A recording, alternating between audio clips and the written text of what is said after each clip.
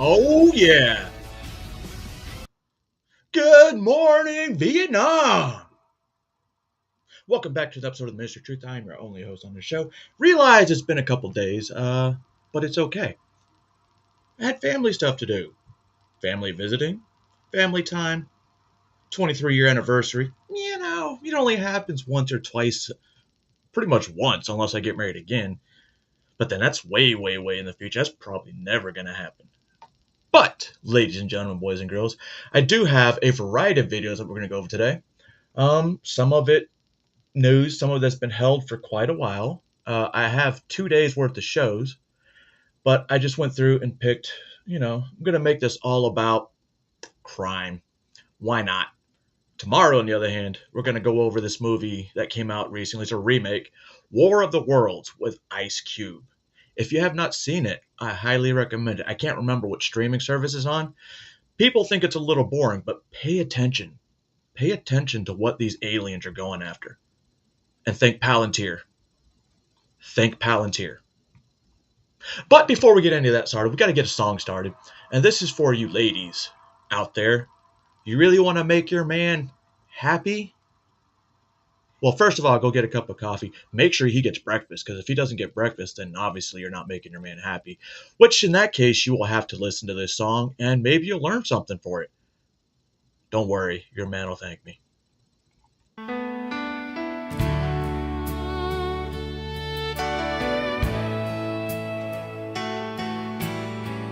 Wrote her here with a little advice, something my grandma told me once or twice. If your man is starting fights with you, there's something you might have to do. I hope you ladies understand. You might need to lend a helping hand. Oh, yeah! It still isn't gonna suck itself, so get on your knees and give it some help.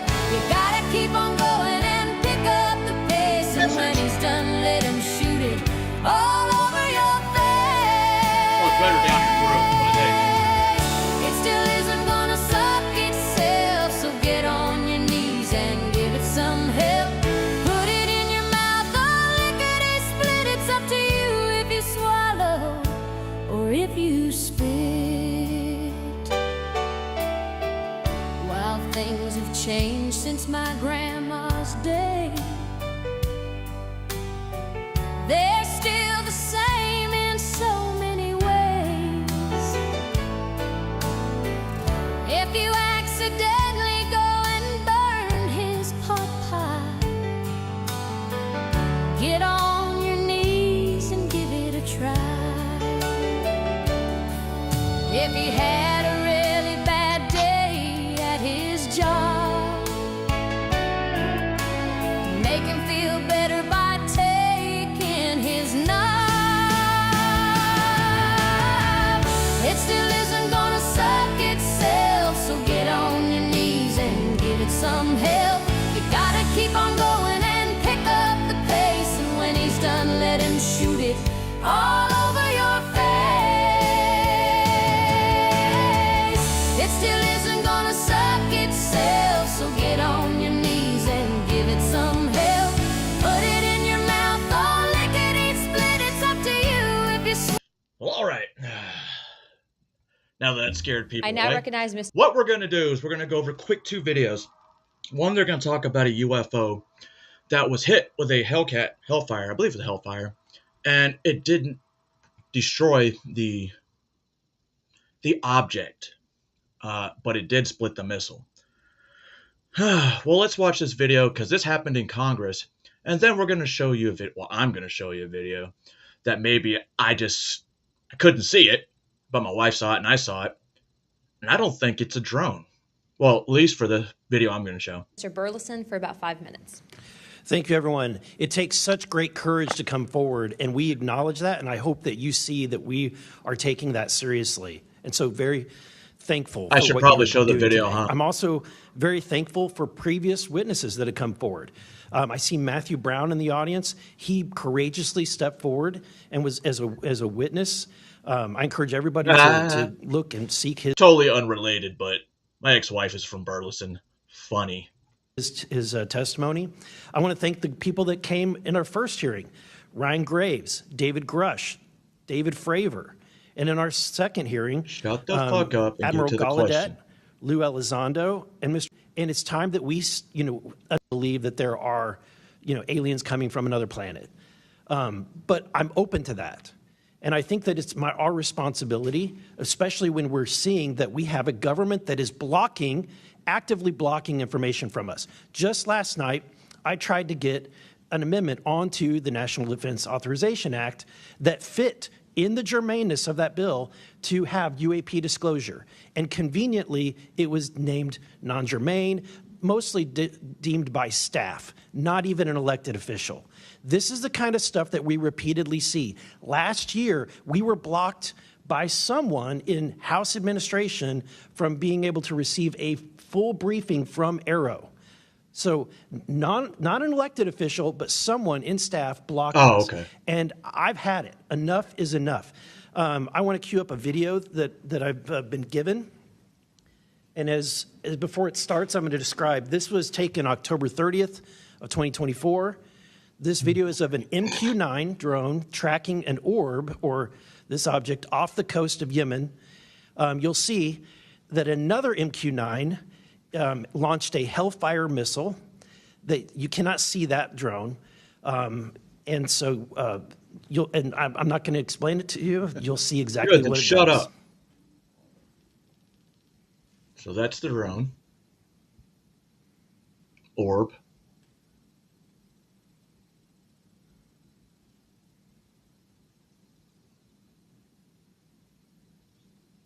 Shit's moving pretty fast, huh?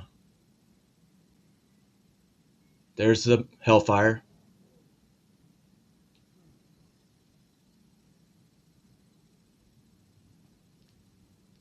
And there's the drone. Or whatever that fucking thing was. This is when it zoomed out. So you That's can the still see orb. it traveling.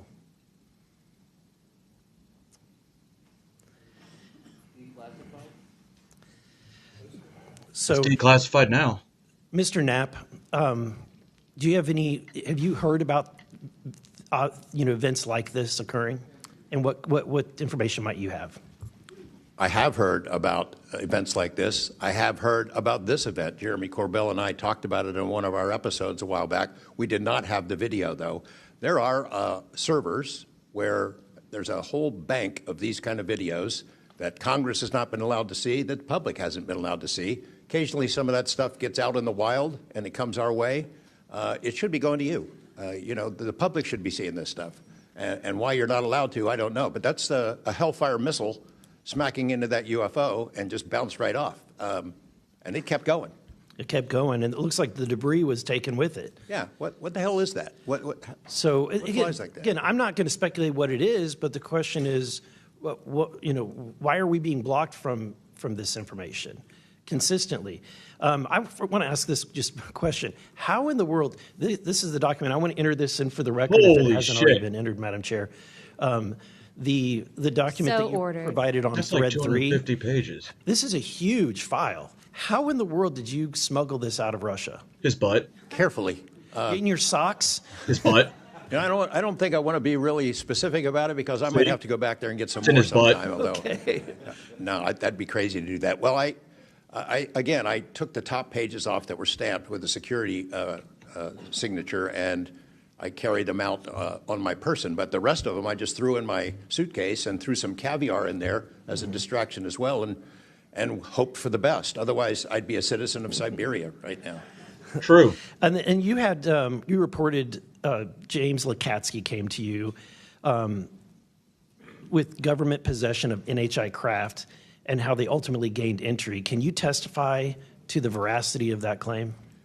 Dr. Lakatsky is an honorable man who served most of his career with the DIA, a very trusted, high-level rocket scientist and intelligence analyst who inspired the OSAP program, as I said earlier, And in full disclosure, I've co-written 2 books with him. He dropped this on myself and our other co-author out of the blue. And it took 14 months for us to get DOPSR approval for him to release 2 sentences on that. He said this craft, we had managed to get inside of it. It had no wings, no rotor, no tail. It had no fuel tanks. They didn't know how it flew or how it was operated. It clearly looked like it was aerodynamic, but he would not go further. He's a by-the-book guy, and until he gets clearance to say more about that, I don't think we're going to hear much more. But it's not ours. It wasn't ours. We didn't make it. We didn't know who made it and how it was built and how it operated. We've got at least one, and I don't know. I think that's enough confirmation that we do have recovered discs and materials. Leslie, Mr. Borland. I wonder if that's what they're using the technology for, like the F-30 or F-47 and shit. Because, you know, if you look at the F-47, it's fucking ridiculous. I mean, and it's totally unmanned if it wanted it to be. Talk about a fucking fighter jet that's unmanned. And it uses AI to go where it needs to go and protect itself and the targets. That's insane. Now we're going to go to a blood moon. I want you to pay very close attention. Tell me if I'm losing my mind. Let me find it real quick. All right, here we go. So at first I was like, this is a drone because you see, where's my mouse? Oh, you can't fucking see my mouse. God damn it. Damn. So if you see the pillars on the left, the pillars on the right, you see that little flashing, orb, right? So pay attention to it. Now look, it's up to, if you see the right pillars, look up and to the right. You'll see those 2 lights and it looks like a gray box around it. So that changed. But wait, there's more. Pay attention to that light.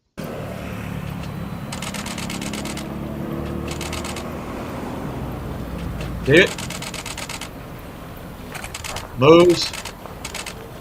And it's going to move up here.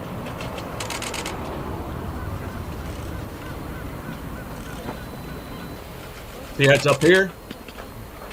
Watch this. Look at that pivot. Look at that pivot. And then it disappears right here. Let me move the mouse so y'all can see. Drone, flying. Now it's moving faster. Holy shit. And gone. And gone. This was a live feed from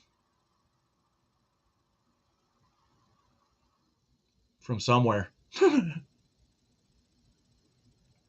But yeah, I thought that was kind of interesting. I showed it to my wife and she thought it was interesting because at first you're like, it's a drone. Then you're like, it's an aircraft. Because you know how it just pivoted to the right because, you know, we're looking at it from, or we can say to the left since we're watching it. And then it speeds off and disappears. Like the lights are gone, everything. Maybe I'm just imagining shit. But at least I showed you what I was imagining. The event took place. Now this is great. If we could use magnets to get energy, natural energy, free energy, why don't we use it? Well, looks like General Atomics is well on its way to figuring this out, but I still think we're a long way. Which in turn means we would love to have nuclear energy, because California is now, has a few rolling blackouts because their infrastructure can't handle all the electricity that they need. So they have scheduled blackouts. If you had nuclear energy, an untapped, what's the word I'm looking for? Unlimited electricity, energy. There it is. And it's cleaner. Things have changed over the past 50 years. But if you've been listening to me long enough, you know I've always been a fan of nuclear. In a building the size of an airplane hangar in Poway, attended by scientists and local VIPs. All the fuss was about this big round piece of metal. General Atomics is working with an international team that is creating a fusion power facility in France, and they are sending to France a powerful tool that is pretty spectacular. What is it? Well, imagine a magnet so powerful it could lift an aircraft carrier out of the water. The device on display at General Atomics was only 1/6 of the assembly. The other 5 parts will be stacked on top of it, making it the height of a 5-story building. Those 5 Whoa. other parts are already on their way to France to the fusion plant called ITER. John Smith has been working on this magnet since it was conceived in 2011. He says the huge magnetic force is needed to contain fusion reactions like the ones that occur on the sun. The plasma that is replicating what happens on the sun gets to 10 times hotter than the sun itself. And so how do you contain something that hot? Yeah. So what we do is create a magnetic bottle with the series of magnets. It's a magnetic bottle that holds this plasma, which where the fusion reactions occur in order to keep it from touching anything and melting and burning things out. Fusion energy is created by smashing atoms together, fusing them. The potential of fusion energy has been realized since the end of World War II, but today the goal seems within reach, and it means having a virtually limitless supply of clean energy. Smith says getting there is vital to running data centers for artificial intelligence and all those electric cars we're going to be driving. Everything that we're doing today says our electricity demand in the world is only going to go up. That's why fusion is needed. You need to have some type of clean, limitless energy source to power the future of the world. There are still technical challenges to figure out. Fusion energy also requires financial investments and construction of expensive power plants. But people at General Atomics say that financial support system is taking shape. The fusion ecosystem is undergoing a rapid change.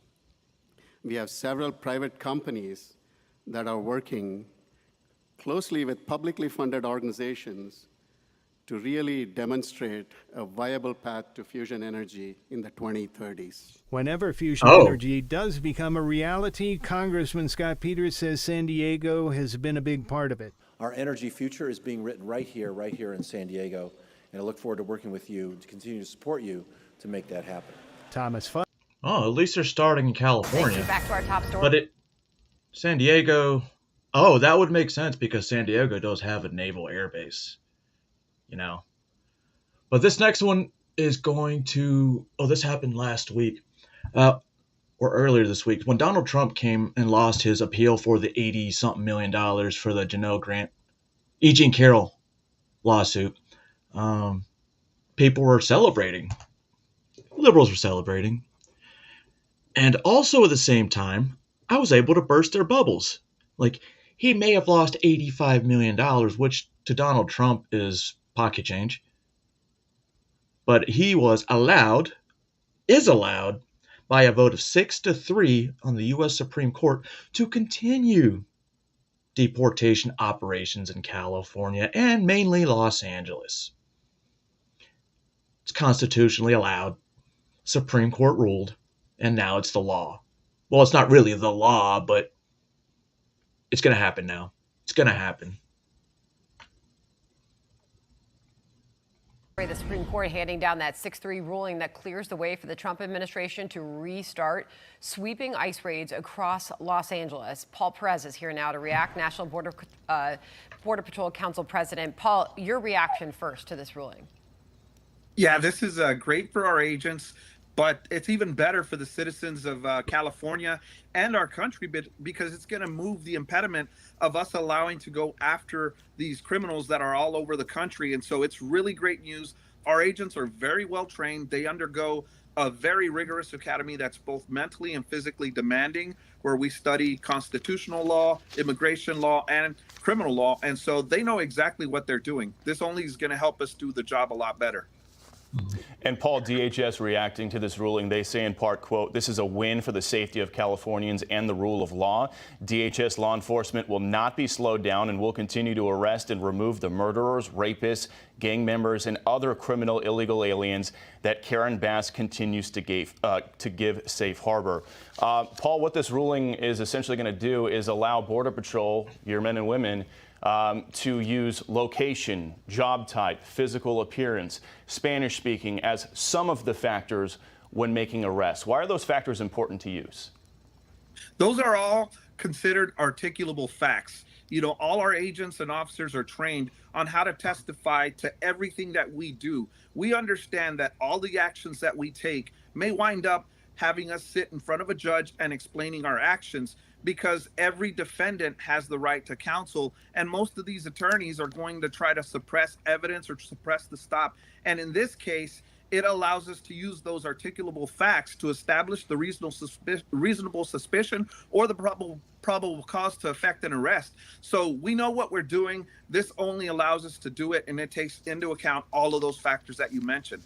Paul, what does this ruling mean for ICE sweeps in other American cities like Chicago? Which have already started. Because, again, it allows us to do exactly what President Trump said he was So going to do. here's the thing. They're talking about all these ICE arrests that have happened within the past week or so, right? But if you also pay attention to the news, they have also arrested at least 200, 250 members of the Sinaloa cartel. And these have been targeted ones, just like the one in Chicago and Boston. So they know what they're looking for. And when you get 200 members of the Sinaloa, when you already got 26 of the leaders from Mexico, it sounds like we're making a dent. To do, which is remove these criminals. We know they're operating. I mean, there's millions across the country, so it's not going to be only in Chicago. Anywhere we decide to go, we're going to be successful because of the amount of illegal immigrants that were allowed into this country under the 4 years of the Biden administration. So it's going to be good for us to be able to go out there and use this ruling to apprehend more people that should not be in the country. And Paul, you might remember back in August, LA Mayor Karen Bass took a little bit of a victory lap when that lower court first blocked what ICE and Border Patrol were doing out here. Here's what she said at the time, quote, "Los Angeles stood strong and we won. You can't just snatch people off the streets based on appearance. The court knows that. The people know that. Well, that didn't age well. This administration knows that." Well, the Supreme Court has now ruled against Los Angeles, at least for now, while the underlying merits of the case play out. But that's been the criticism, Paul, is that Border Patrol is just going out there and just snatching anybody who looks Latino to them out here in Southern California. Oh, what has really been happening? Yeah, and that's unfortunate, the fear-mongering and the rhetoric, the false rhetoric. So our agents they're enforcing immigration law as it is on the books. These are targeted enforcement actions. We use a number of factors to determine where we're going to go and who we're going to go after. And many of these people, they run as soon as our agents and officers get there. So that as well is an articulable fact that can be used for reasonable suspicion. And we can go after them, we can chase them down, and then our investigation begins to determine whether this person's legally or illegally in the country, and then we take them into custody based on, the answers that they give. So, Karen Bass and those other Democrats that are demonizing our agents, they need to stop, because it makes it a lot more dangerous for our agents to do the job that they were trained and swore to do. All right, Paul Perez, thanks so much for joining us on the Breaking News. Of course, you're going to pick a Hispanic border agent. Just kidding. Most of them are Hispanic. Now we're going to go from deportation attempts being allowed to resume in Los Angeles, California. Those that don't know, I was a week off about the, ICE and federal agents going into Chicago trying to get these illegal immigrants. But it's happening. It's happening. And Chicago, Illinois, governor, mayor, you can't stop it.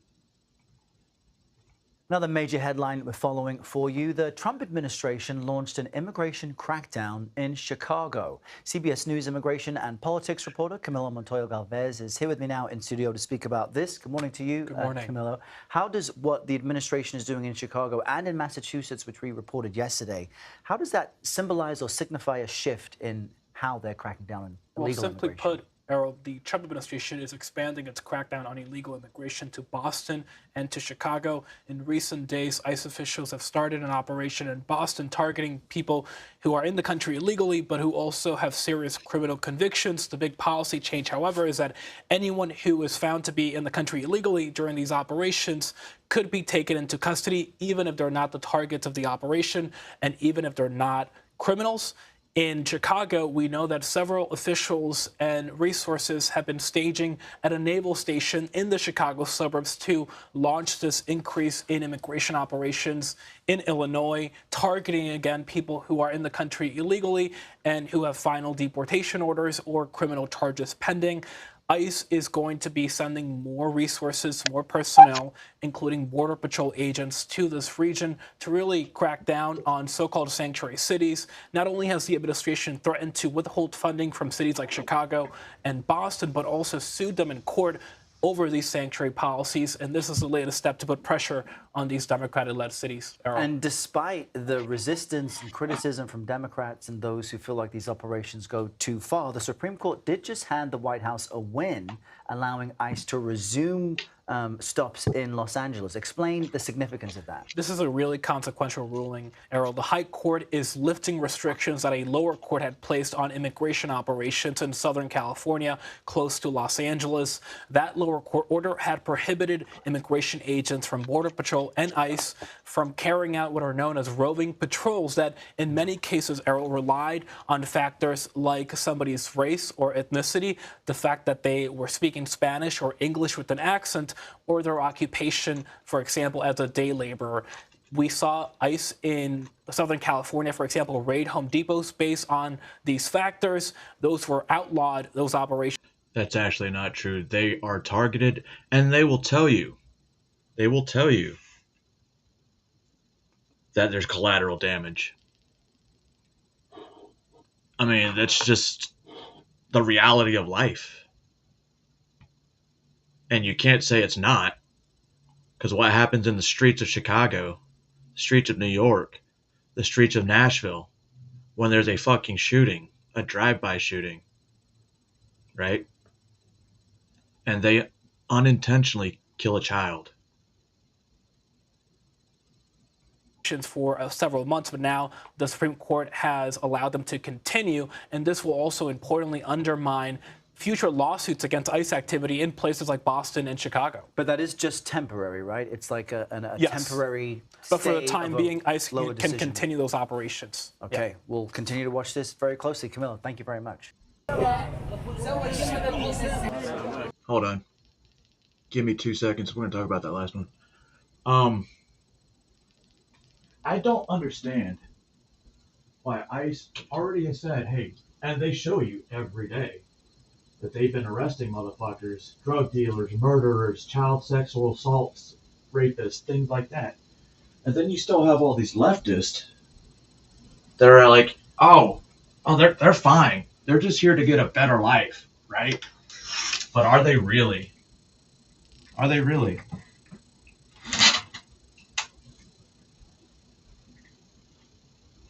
All right.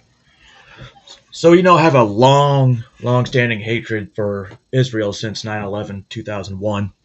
And I've been saying these motherfuckers, they don't want a peace. They want to fight and destroy the Arab world under the guise of, we're taking out Hamas and its funding. Just like they bombed Doha, Qatar early yesterday. And Doha is the capital, by the way, and claim that they were taking out Hamas leadership.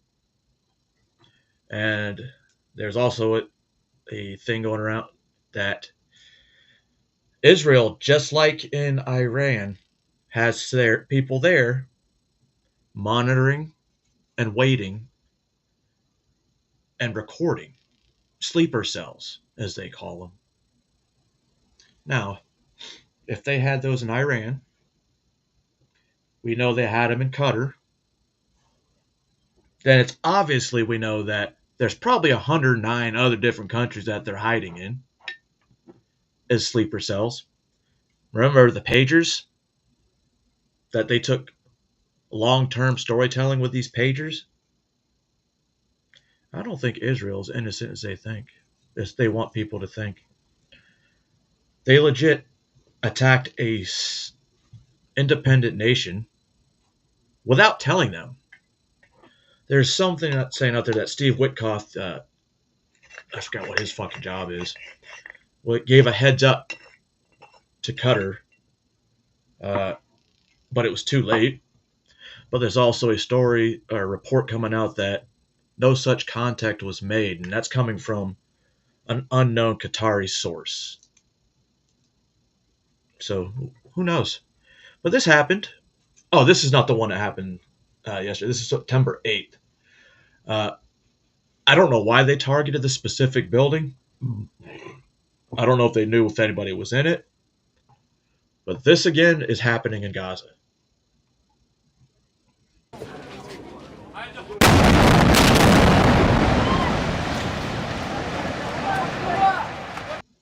My bad. That shit's louder in headphones. Wow. Look at all that.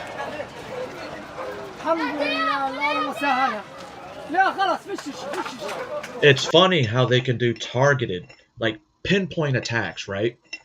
In places like Iran.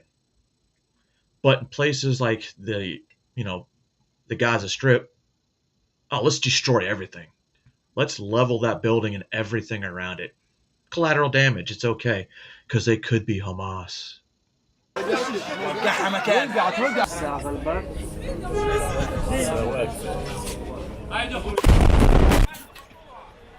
That shit ain't no joke.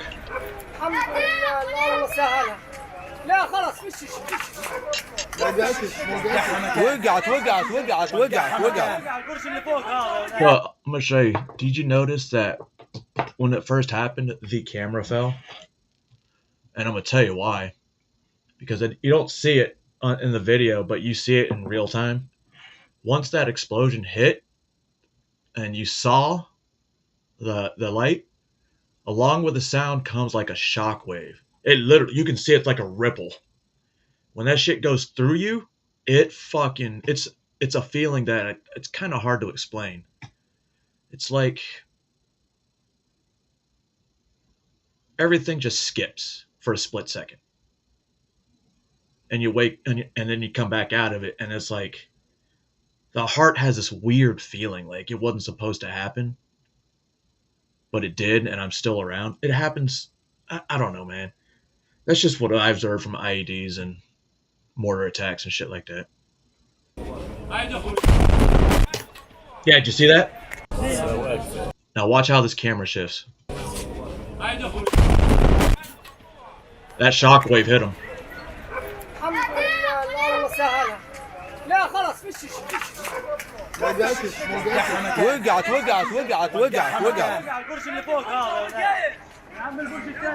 You notice how some of these people are just walking away from it? That's how you can tell that this has been going on so long that just it's a normal day for them. It's sad because this is the way third world countries are really ran. And Israel needs to be stopped. Plain and simple.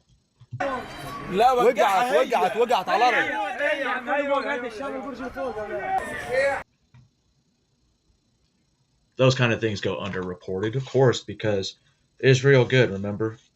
We have to praise Israel because they're God's chosen people. And I get it. It's not cool to talk bad about Jews today. I don't really give a fuck. I've never talked good about Jews and Japs. Just reality. The Jews fucking put me in war for 20 plus years. Japanese raped my fucking bloodline during World War II. You think I give a fuck about those fuckers? No. Now let's go to Qatar. Breaking news from the Middle East, and this is significant. Qatar. Moments ago, the Israeli military is saying that it conducted a strike against senior Hamas leadership. Multiple explosions reported not in Gaza, but in the capital city of Doha in Qatar. In Tel Aviv, Greg Halcott's watching that story. And Greg, it's early. What have you learned from there? Hello. Well, Bill, this war just stepped up by one more step. In the past half hour or so, we have gotten reports that for the very first time, Israel has struck Doha, Qatar See, Qatar. aiming at the Hamas leadership there. Remember, Qatar is one of the two mediating countries, Qatar and Egypt, trying to come up with an end to this war. And now Israel has struck out at the country, but not the country itself, It struck doesn't out matter. at Hamas leadership, which away from Gaza uses Qatar as a base of operation. And according to Israeli television, and we do not have this confirmed. You know what's funny? Israel also claimed the same thing about Yemen. But Israeli media claims that 5 of the top leaders of Hamas at their headquarters was targeted by an Israeli, an IDF airstrike, and they were killed. Again, no confirmation of this, but it's quite How do they know they were I mean, killed? they justify it in their own statement, saying that these individuals were for years members of the leadership and leading the terror operations, directly responsible for, in the words of Israel, the brutal October 7th, the massacre, and have been orchestrating and managing the war against the state of Israel. But Bill, I mean, we have to also understand it's these individuals that are involved in negotiations to try to end the war. That they They are bombed. talking to the other side. They are talking to the United States. They are in a safe country specifically for that reason. We have.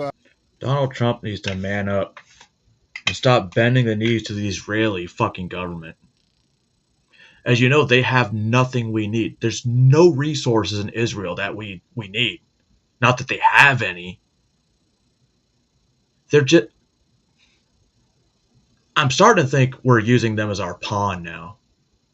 However, when Trump went over to the Middle East and made all these deals, security measures deals, for places like Qatar, for places like UAE, for places like Saudi Arabia, and Israel's attacking those interests.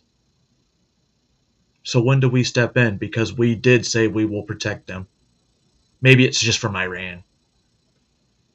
A note from Trey Yingst, who spoke to the officials in Qatar, and they condemn in the strongest terms the cowardly Israeli attack. That's their words, quoted by Trey from Qatar. The ministry affirms security agencies, civil defense, and authorities will immediately begin to respond. So Qatar, as you can imagine, not too pleased by this. Hamas, not too pleased by this. Of course, this comes, Bill, at a very crucial time. There is yet another proposal for a ceasefire, a hostage handover, Palestinian prisoner exchange coming from the Trump administration, and this has got to put paid to that right now, Bill. Okay, so Greg, stand by with us in Tel Aviv. Trey Yingst joins us live. He's covering the war in Ukraine, live in the capital city of.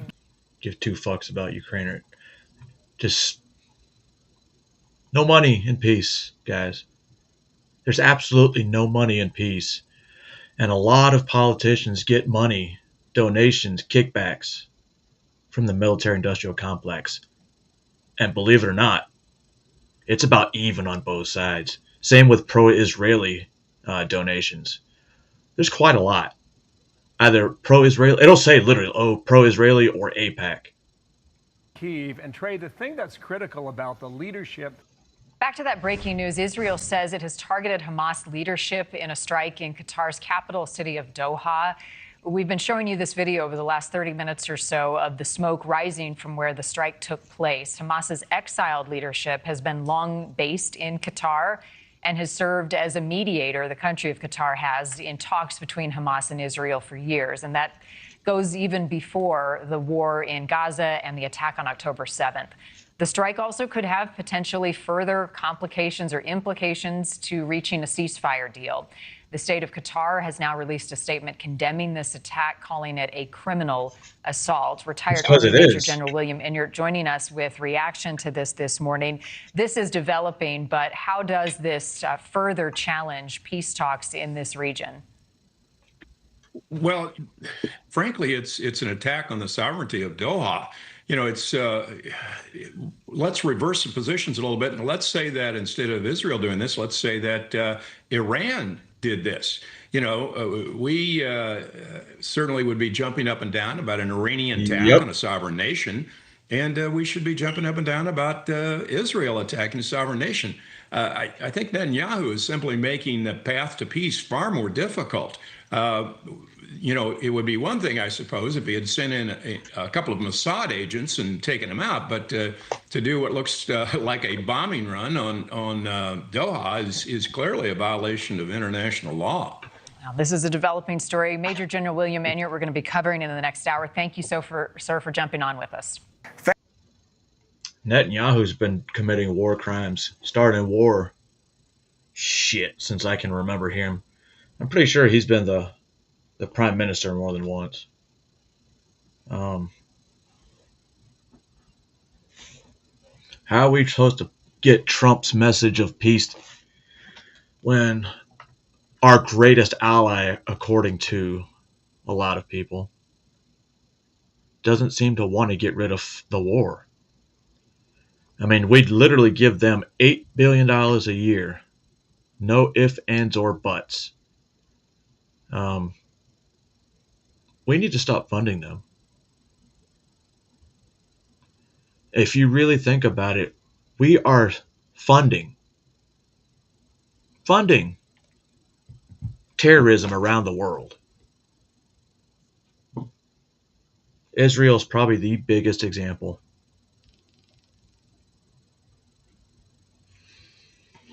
Like I said, if it wasn't for 9/11 and the fact that they covered up and tried to blame it on Saudi Arabians whose passports somehow managed to survive a fire from a plane, and they just happened to find them completely intact. How is that fucking possible? How is that fucking possible? It's not. Unless their fucking passports were made out of titanium. Were they? No. Other facts in this. All right. Now that we're done with Israel, we're not done with the United States yet. And a certain issue that's been going on for the past couple days, but the incident in question happened a couple weeks ago.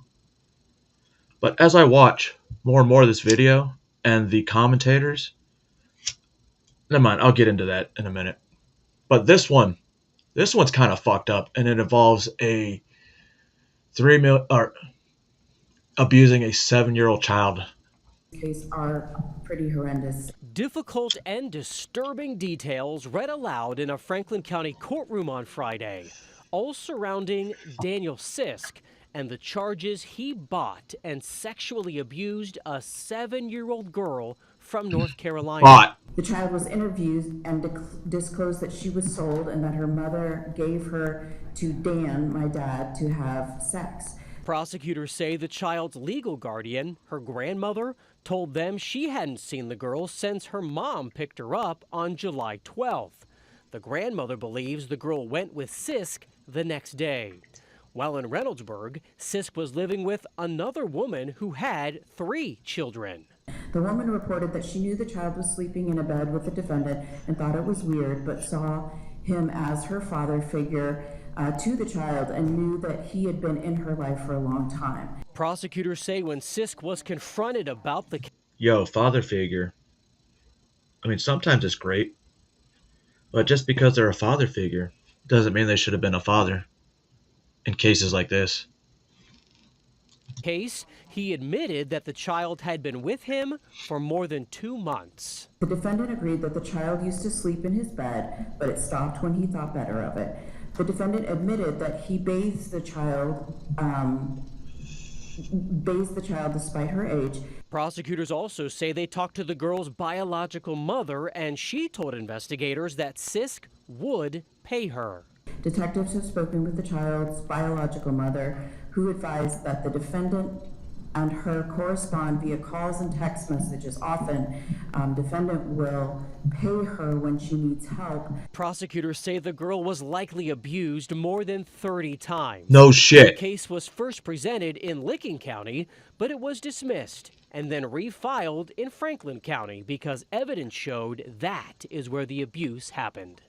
On your side, Mike McCarthy, ABC 6 News. Sisk is being held in jail on a $3 million bond. We do have calls into Franklin County Children's Services to see if they're involved in this investigation. And we've asked law enforcement if anyone else in this case could be facing charges. The mom. 3, State of Ohio versus Daniel L. Sisk. Mr. Sisk is charged with F3. That's a stupid fucking question. The mother. She's being charged too, right? Gross sexual imposition with a victim under the age of 13. I have accepted the notice of appearance of counsel and the declaration of intent to exercise constitutional rights. Can you please give me some facts on this case? Yes, Your Honor. I have record of 1 misdemeanor, 1 felony conviction. It looks like last conviction was in 2013. Defendant pled guilty to possession misdemeanor, and there was also a possession of drugs that was a felony, and that was back in 1989. Other facts in this case are pretty horrendous, and so I believe it's important to read them into the record. On August 19th, 2025, about 13:38 hours, an anonymous caller reported a 7-year-old child was residing at a location, but ended up in a different location in Reynoldsburg in the county of Licking. State of Ohio has been brought, they were brought in, the child was brought in from North Carolina. The child was being sexually abused and had been sold to the male who now has possession of her, but not by any legal rights. Detectives began investigating and made contact with the child at a residence that was in Franklin County. The defendant now had possession of her, the child was interviewed and disclosed that she was sold and that her mother gave her to Dan, my dad, to have sex. The child disclosed that the defendant humps her and disclosed that it happened every day she slept in his bedroom. The child disclosed that the defendant would pull both of their pants down and place his genitals on hers, and that his penis touched her pubic area.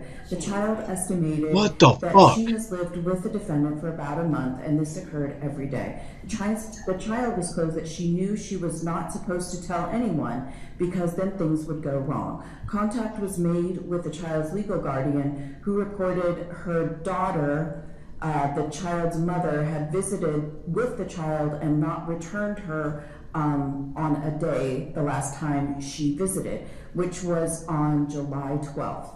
And she believed that the defendant picked up the child on July 13th. An adult female was living in the residence with the child and 3 other children and the defendant. The woman reported that she knew the child was sleeping in a bed with the defendant and thought it was weird, but saw him as her father figure. Nope, she needs to be charged too. Knew that he had been in her life for a long time, and disclosed that she knew the child stated defendant humped her. The defendant was interviewed after being advised his Miranda rights and agreed the child had been with him for 2 months and a week. The defendant agreed that the child used to sleep in his bed, but it stopped when he thought better of it. The defendant admitted that he bathes the child despite her age. Detectives have spoken with the child's biological mother, who advised that the defendant and her correspond via calls and text messages. Often, defendant will pay her when she needs help. During the forensic interview, the child disclosed that the incidents occurred at a residence in the city of Reynoldsburg, which is in Franklin County. We have attempted to reach out to the guardian. We have not been able to get in contact with them. Amy's law factors would be a history of this behavior against the victim and the possessive and controlling behavior. And again, prima facie here, we have human trafficking, not one, but over 30 instances reported of this gross sexual imposition. If It's not rape. Due to that, we would ask for no same or similar, no acts of violence, no contact with minors. No shit. And we would ask for bond in excess of $2 million. Thank you. Counsel for the defendant. I would have been like, I don't think he should be allowed to be bonded out. Fuck that. In excess of $2 million? How about we make it to where he can't get out? Huh?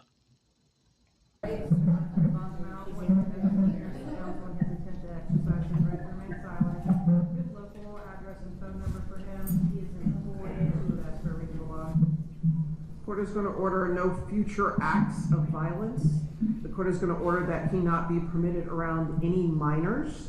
The court is noting that his end date is the 12th of September at 9 a.m. and the court is going to do about $1 million for every 10, so $3 million cash surety. Stay away from victim. I'm sorry. Yes, I'm sorry. the Stay away victim from with victim. all minors. She is definitely included in that. Thanks for watching the ABC6 News YouTube. Dude, that shouldn't. Now at 4:30. I would have made it easier. You don't have to worry about don't approach these people right now because you're not getting out. I will not allow it. Letting you out on bond and telling you can't go around them. You can't have any acts of violence. You tell me I can't have any acts of violence. You think I'm going to be like, you know what? I'm already fucked anyway. Keep his ass in jail. How hard is that? Don't let these fucking pedophiles, serial pedophiles, out back on the streets. And that's the fucking problem we have these days. This soft on crime shit, which we're going to get into very soon. And it's going to be a long conversation.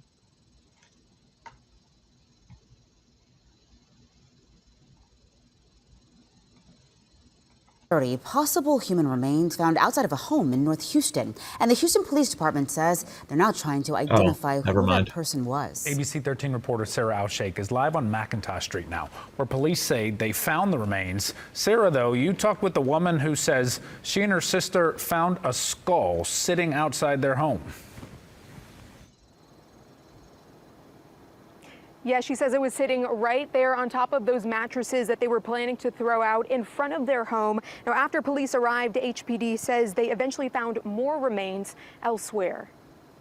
My sister was the one who noticed it. After coming home from getting breakfast on a Saturday morning, Right here.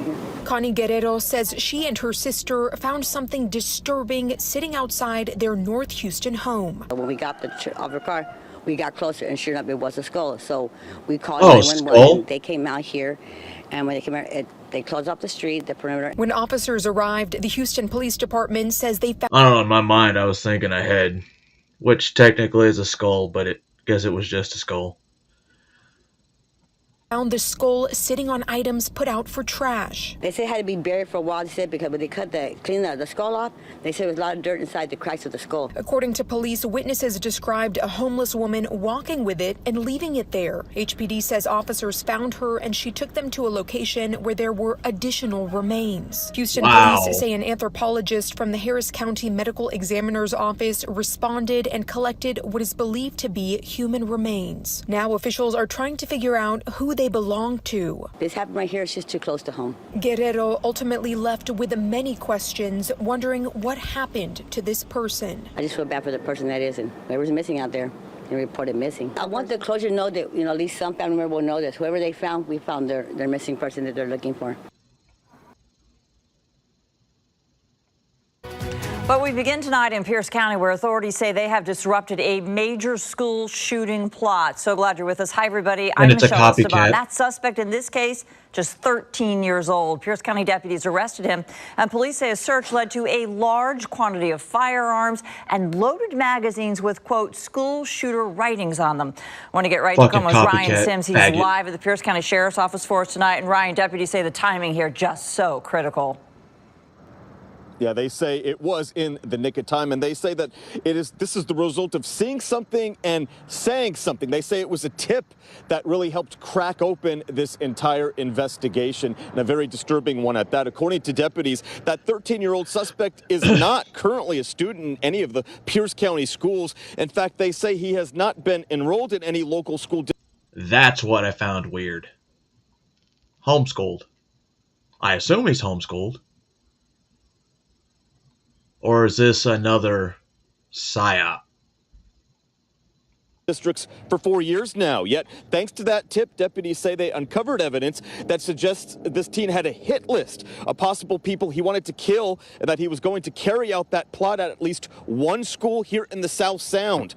Overnight, though, SWAT teams raided that teen's house. Inside, they say they found a trove of guns, many of which were loaded and unsecured. They also say they uncovered a possible manifesto detailing this school shooting plot. Offering perspective on this case is the spokesperson for the Pierce County Sheriff's Office. We should mention that she is also a former school resource officer, and she told us this is a situation and a case that stands out given her experience. I will say from the 4 years of my experience, this was something major that was going to happen. It was very obvious. It was a matter of time before people were going to be hurt.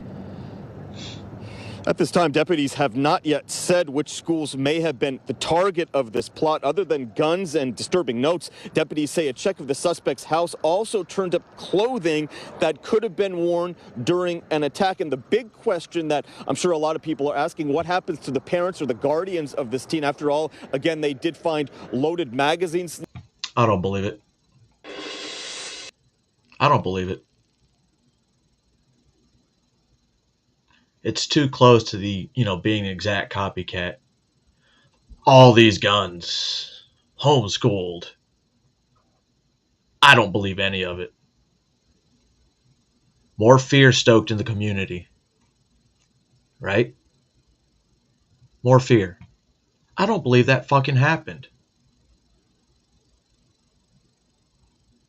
Fucking media will lie to you. I don't give a fuck whether it's News Nation, CNBC, MSN1, whatever the fuck they want to call themselves these days. Now, why does it seem like secret pedophile cults always have tunnels and caves under their buildings? Warren Jeffs is now precisely 14 years and 1 month into a life sentence for sexual assault of a child. And even now, the secrets he tried so hard to bury in the Arizona desert, they're coming to light, and I mean that literally. If the name Warren Jeffs rings a bell, it should, because he cloaked his specific brand of pedophilia in religion, called himself a prophet, and he led the polygamist FLDS Church, a fringe offshoot of the Mormons. And he collected for himself more than 80 wives. Yeah.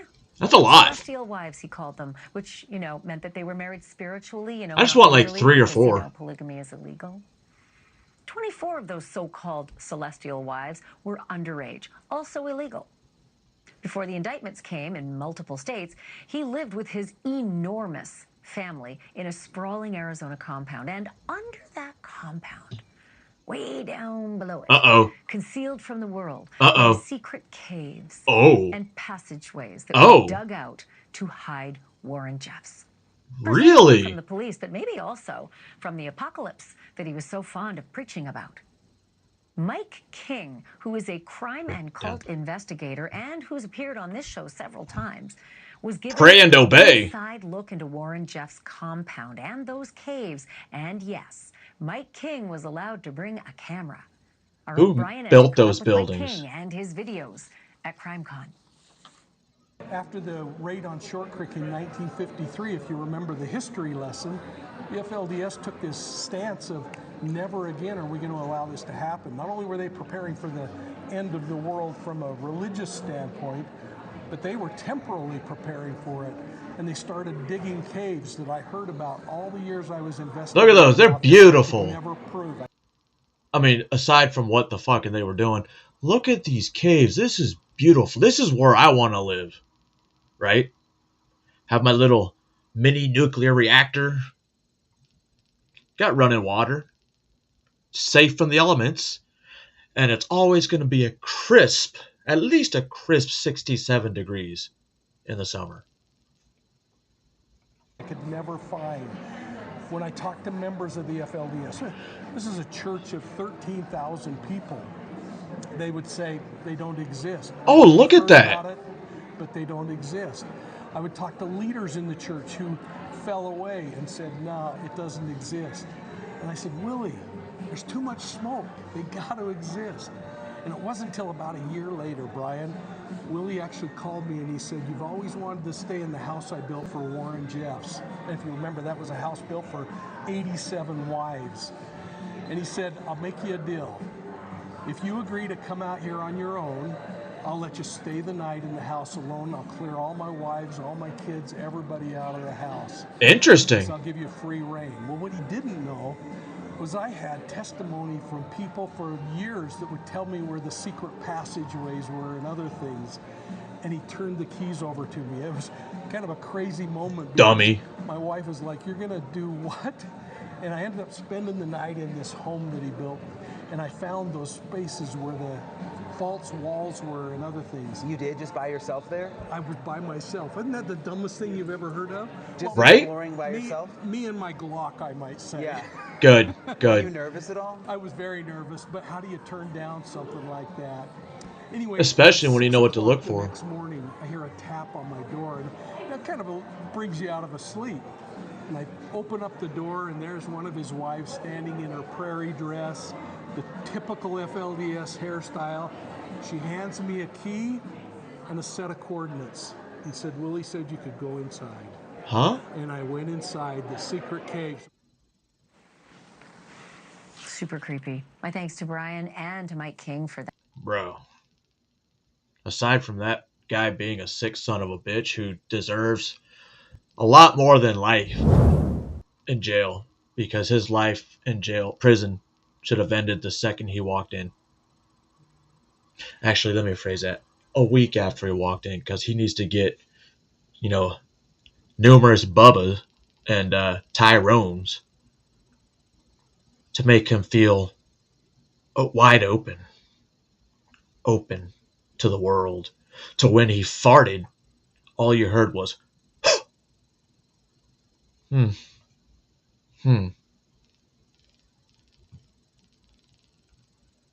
Let's go to Canada. David Menzies for Rebel News here in Thorold, Ontario, and I'm standing outside the Niagara Detention Center. And we're here because we believe this is where a monster is being housed right now. And I don't think I use that word lightly, because again, in the Department of Not Again, we have a story of an individual, Daniel Senecal, aka Danny Senecal, being arrested for multiple offenses, the worst being the sexual assault. And when I say sexual assault, I mean all-out rape on a toddler under the age of 5. It's absolutely despicable. I'm just going to run down how the mainstream media is covering this story. Quote. Hear me out. Here's what we're going to do. We're going to strip him naked. We're going to stake him to the ground with tent stakes, obviously. And by the way, this is going to be in Georgia in the summer. So when we stake him to the ground in a wooded area, preferably with the velvet ants, we're going to pour honey all over his body, especially his groin. More on the groin. And a trail from an anthill, maybe. And we're going to leave. We're going to leave and never come back to that area. My bad. On Sunday morning, Niagara Regional Police responded to a medical assistance call at a residence near Crowland Avenue and York Street. Officers found signs of forced entry and quickly launched a criminal investigation. The child was transported to an out-of-region hospital for advanced care. The Listen to toddler this under shit. the age of 5 is in stable condition. Listen to this shit. While the suspect was inside the home, the child was allegedly sexually assaulted without the parents knowing, authorities noted. After a witness came forward claiming to have video surveillance of the area, police reviewed the video and identified a suspect. Police have charged 25-year-old Daniel Senecal of Tell him what he did. with multiple offenses, including aggravated sexual assault Tell on a him person the under girl. 16, assault by choking, break and enter, and sexual interference, end quote. Wait for it. Now, folks, there's a couple of things not being reported via Mark Carney. Now, what's funny is we've all known that the sex offender registry in Canada exists. However, no one can really see it. No one in public can see it. Nobody in neighborhoods can see it. That's kind of strange. So it's funny when, Rebel News gets these trucks like this, and they let people know.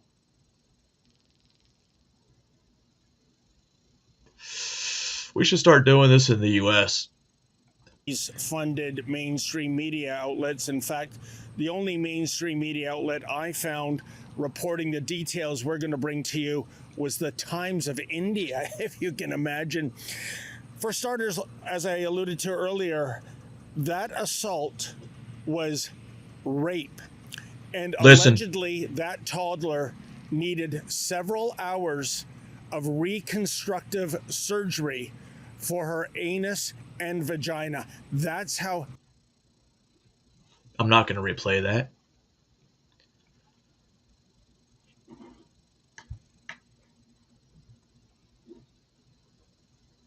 Y'all heard that, right?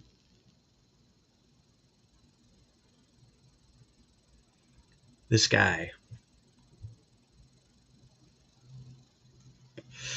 deserves the tent stake honey treatment in the summer Georgia heat.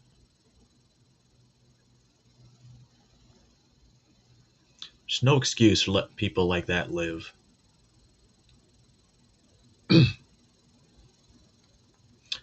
Tell you right now, if that is my kid, or was my kid,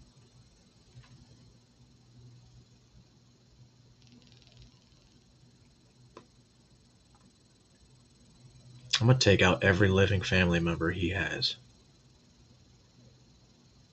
And then him.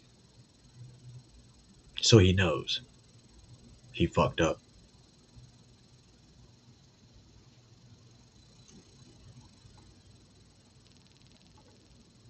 Heinous it was. And the offender, yes, somebody who had previously been convicted of sexual assault, someone yet again let out early, and someone is, well, I'm using someone because it's trans. a he, him, or a she, her. Here's part of the grift. Daniel Senecal is now going by the name of Danny, the feminine way, D-A-N-I. He says he's a she. So he, him has been replaced by she, her.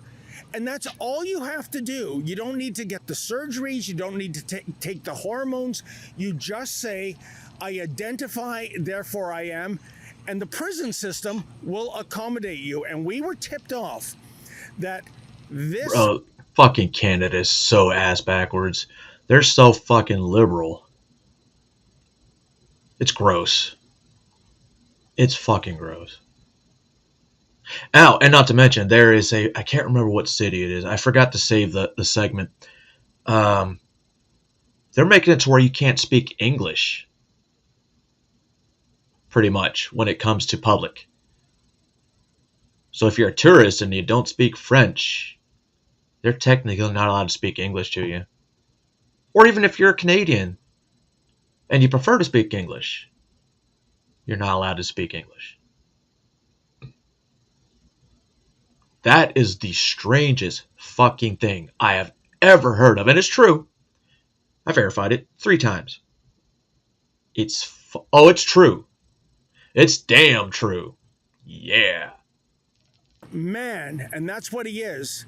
And we know he's a man, given the gross extent of the injuries he foisted upon a female toddler. He's saying he's a she, so he's now segregated in a separate cell, and he's being treated as a female prisoner. For example, if he has to be strip searched, it's female prison guards that have to do it. Can you believe how gross that is? Those poor female prison guards have to strip search an obvious genetic male and pretend this is a female? Are you kidding me? And I don't think I'm stretching the truth here, folks. I mean, just look at the photographs of this man. I mean, say what you will about Busty Lemieux, at least he went to the effort of pretending he was a female, albeit a grotesque caricature of a female, by putting on a wig and those ridiculous Z-cup fake boobs. But what's up, Jennifer? This guy, hope you're doing well. He's just saying he's a female, and we're acquiescing to him because otherwise it would be transphobic, you see? If he's Yo, fuck being transphobic with this little faggot. Hours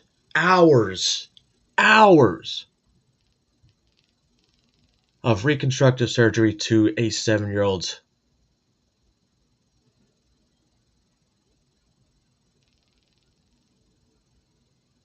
Rewind, they'll tell you.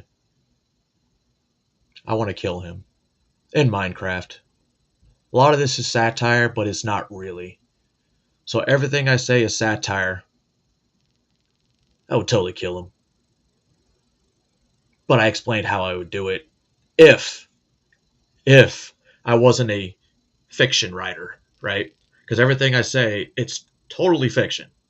Because why would I say something like that knowing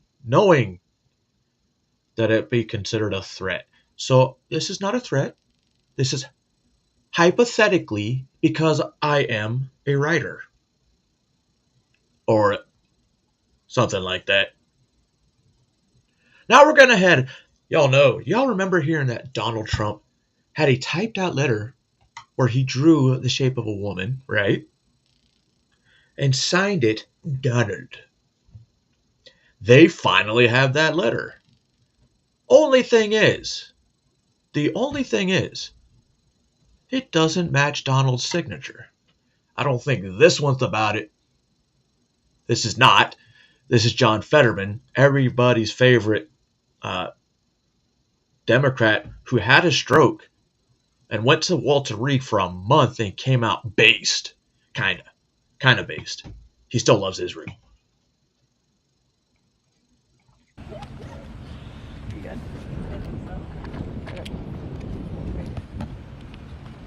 Senator, remember, this guy beat Mehmet Oz. Status of funding the government before September 30th. Are you optimistic you can avoid a shutdown, and what's your red line? I mean, I don't really know, but what I do know, and I've always going to guarantee, like I'm always going to vote to keep the government open. Hell yeah. I've been consistent through the entire time. I really led that charge as the Democrats back in March, and I said I'll be there back in September, and I will be. Never, ever, ever shut our government down. It was wrong when the Republicans threatened to do that, so it's wrong if our party should do that. We have to... Wait a minute. So he's admitting his party's trying to do that right now.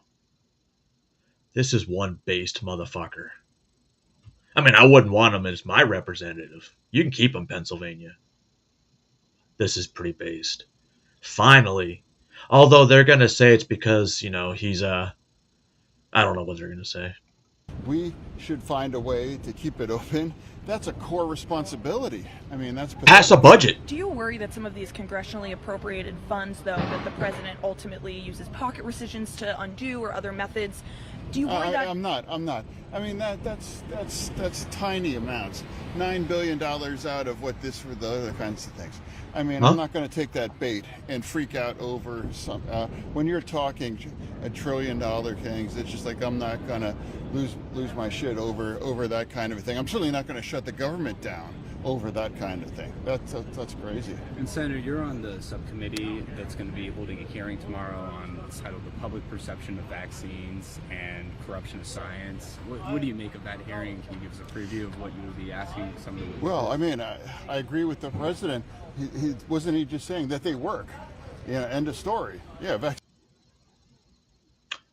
Yeah, I've told you numerous times, Donald Trump is pro-vaccine, and he's 100%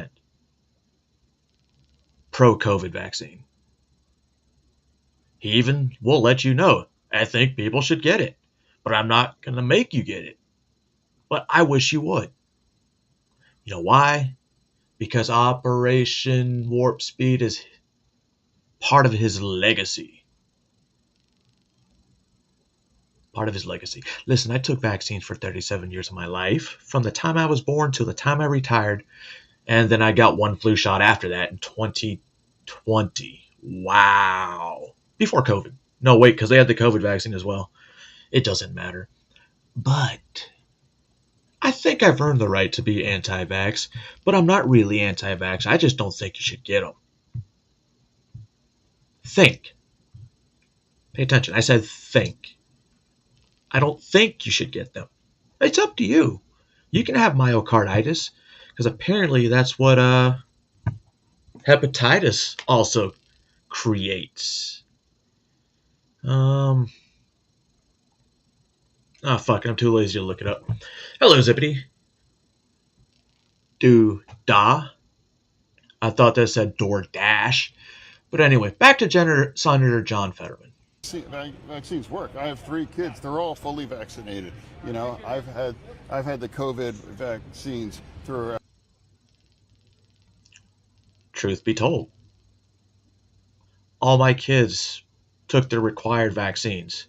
However, when 2020 happened, I said it's completely up to you, and they don't want to get them. Although the people that are going to work in the 2 that are going to work in healthcare kind of have to get hepatitis B, which causes. Wait a minute. The pandemic. I believe in it. I'll put it in my own veins, and I think others should too. I don't think you should put it in your veins, bro. Be a conversation, and I'm disappointed, quite honestly.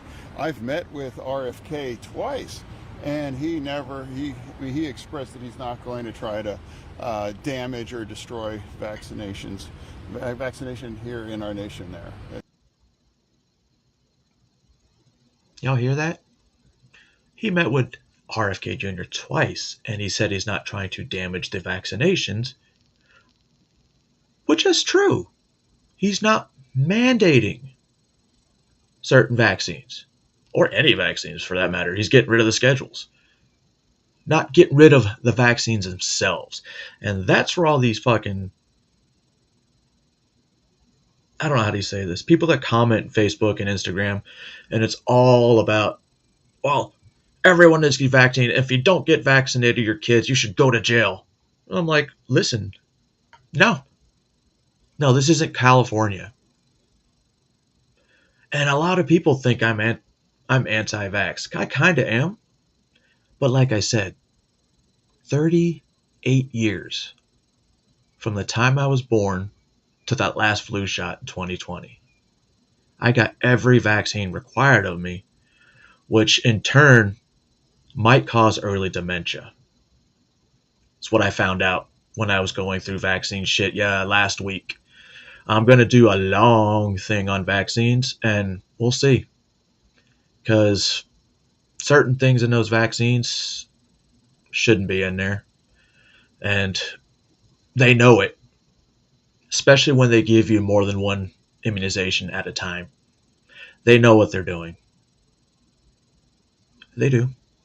But that's from another time. That too. That's one of the reasons why I met with him. It's like I really want to hear him, directly about that. So he was never anti-vax. He never was. He expressed that. And Senator, what's up, Quantum? From the House Oversight Committee on this alleged birthday book, this note that the president allegedly wrote to Jeffrey Epstein for his birthday. Do you have any comment on that and the drawing that goes with that? I don't think the Epstein thing is the big thing. I don't know. Release it. I don't know. Fair. But it's strange. I mean, the Democrats, we've had that for 4 years. We didn't release that. I don't know why we didn't do that. Wait, I'm sorry. There was a bang. I didn't quite hear what he said. I'm going to rewind it. So maybe somebody can tell me what he said. Because the headphones might be too loud. Strange. I mean, the thing is the big thing. I don't know. Release it. I don't know. Fair. Release it. Strange. I mean, the Democrats, we've had that for 4 years. We didn't release that. I don't know why we didn't do that. So for now, release it. But I don't think that's going to, it's this idea that suddenly that's going to be the one thing that's going to, take out Trump. I don't believe that what that is. He'll still be here. I don't think it's just a distraction, honestly. But go ahead and release what. Johnny, right there, saying the quiet part out loud.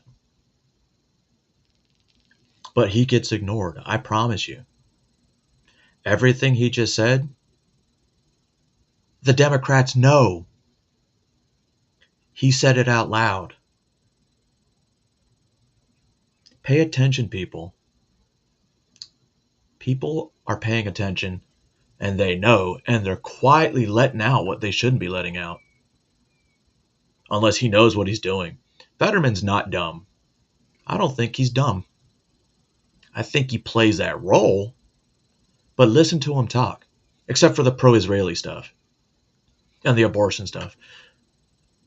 But listen to him talk. There's a lot of shit he goes against his party lines. Interesting, right? So there was a couple segments I did a few months ago between a Blaze News reporter and Corey Mills. For those who don't know Corey Mills, he's also the congressman who was wearing unauthorized military badges and awards that he did not earn. Strike in my book, obviously. There's no strike 1, 2, or 3 for stolen valor. You're just straight strike 3. So after that, she was talking about he was very sexual towards females, very uncomfortably sexual towards females, and that he assaulted, a domestic assault on a woman that was his wife, or at the same time not his wife, but that's besides the point. And here's what's next. Miss United States is waiting to learn if she'll be granted a restraining order against her former boyfriend. A sitting Florida congressman, Lindsey Langston, accuses Corey Mills of stalking and threatening to release sexual videos of her. Action Jack State local government reporter Jake Stofan reports both took the stand today. Miss United States Lindsey Langston claims the troubles between her and Congressman Corey Mills started after they ended their 3-year relationship. Ever since then, she claims she's lived in fear of him and is now seeking a restraining order. Someone please help me because I don't know what to do and I'm scared. Reigning Miss United States and Republican State Committee woman Lindsey Langston broke down in tears. Where's the tears? Stand, describing her fear of Republican Congressman Corey Mills. Mills and Langston dated for 3 years, but after breaking up in January, Langston says Mills began sending these threatening messages, which include comments like, quote, may want to tell every guy you date that if we run into each other at any point, strap up, cowboy. When you tell somebody to strap up, you are telling them to bring a weapon to the confrontation. It's not a strap-on. In other messages included in a police report filed last month, Mills makes references to sending videos, which Langston claims were threats to release sexually explicit videos she'd sent them while they were dating. And I was beginning to panic because that could ruin my reputation. Mills also took the stand. He pushed back on Langston's interpretation of his messages, claiming they were in response to a threat made against him. And she even sent me a text that was cropped that just said, good luck, saying, Corey, she has receipts. In theory, you should also have receipts. That this was his response to you. Mills suggested there may be political motivations behind the accusations, noting Langston was initially represented by former Republican State Representative Anthony Sabatini, who ran against Mills in 2022. He also claimed he no longer had any sexual images of Langston. The videos was videos of us showing that we were together probably around the same time as she was also with this individual. Because the hearing ran long, the court went into recess before a decision on the restraining order request could be made. The court will come back into session at a yet-to-be-determined date. And because of the Blaze News reports on him, it was quite an intense report, in-depth report, I'm sorry. I believe that's the woman that he assaulted in the hotel.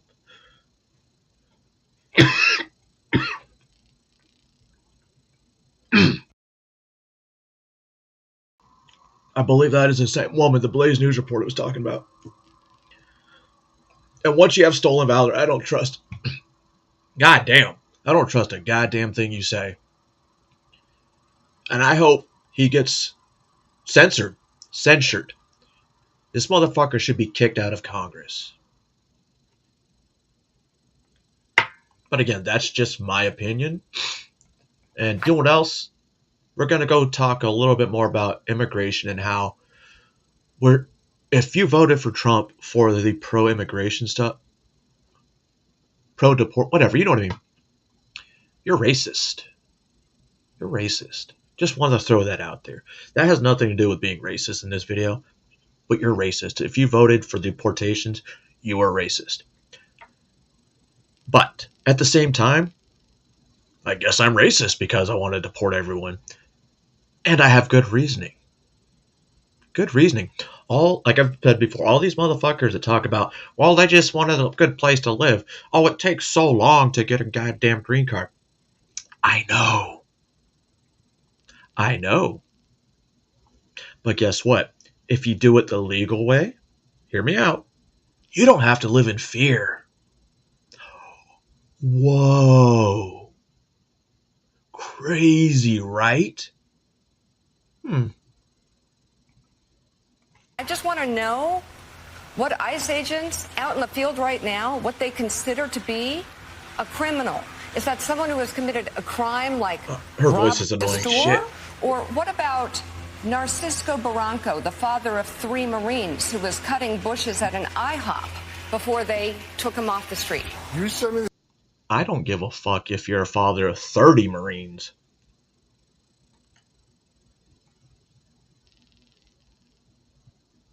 At this point, I don't give a fuck if my mom was illegal or not. I would call it ICE on her. Good thing I have an American dad. So, just kidding. Paperwork process works great. Yeah, and you still have to apply sometimes, even if you're born abroad. It takes about 2 months. My daughter was technically a Philippine citizen for 2 months. For 2 months. And then she became an American citizen because we had to report it. I don't know where this is going, but... Specific is that case, and I'll run down what the specifics of that case are. You may not know all the facts around that case. I may not. I certainly don't. That's why I'm asking you. Right now, I see on the show this morning, you have Governor Healy talking about ICE doing enforcement operations at a church. False. Didn't happen. They were parked there. Did not do an operation there. She said they were parked in a public space legally. But to say that and to push... So if they're parked in a public space legally, why is there an issue? See, that's where it gets stupid. They weren't staging out of that church. They were parked there. Legally. Said out there puts fear in the immigrant community. So let me tell you what's happening. To do that puts fear in the community. Right. To park the ICE agent's vehicle they're on a near public a church. Street. They are are on a public street. She said they're on a public street sir. waiting to respond to a criminal alien release pulled aside the road. In the last couple of days, what's happened in Boston? They've arrested Victor Gomez Perez, a 33-year-old criminal alien from Guatemala, with charges of aggravated rape, assault and battery with dangerous weapon, indecent assault and battery on a victim 14 years or younger. They arrested arrested Kaylee Espinosa, a 33-year-old criminal alien from Colombia, with charges of aggravated assault on a pregnant victim. So Mayor Wu and Governor Healy, they ought to be calling ICE and thanking them for making their streets safer. This past year, I've seen innocent Americans raped and murdered by people who are not supposed to be here. So rather than going back and forth, say, well, ICE has got to park near a church, that is ridiculous. So rather than going... He said this, and she's like, right. That's not happening. You just tell by the look at her face. And if it is happening, she doesn't give two fucks. Back and forth, say, well, ICE has got to park near a church. That is ridiculous. You're out there looking for people like this. Exactly what they're doing. Well, is a person who is living in this country, paying taxes, has a license, has a job, and has kids serving in the U.S. military, but is still in the process of getting legal papers, is that person a criminal? Yeah. Well, every case is different, but when I'm talking I'm asking about that case. Is he here illegally right now? Because there's been that case. Is he here illegally right now? They're not a public safety threat. However, if they're in the country illegally, that is not okay either. So should that person be put in a car, like surrounded by ICE agents wearing masks, and dragged into a car and he could detained? voluntarily turn himself in. I don't know the specifics of that case, but let me say this. That seems to be the answer for any case.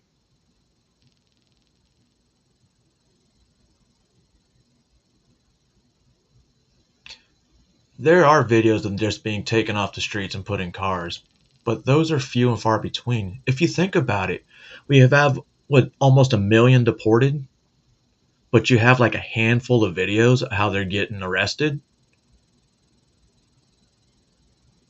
which means the other ones aren't giant raids.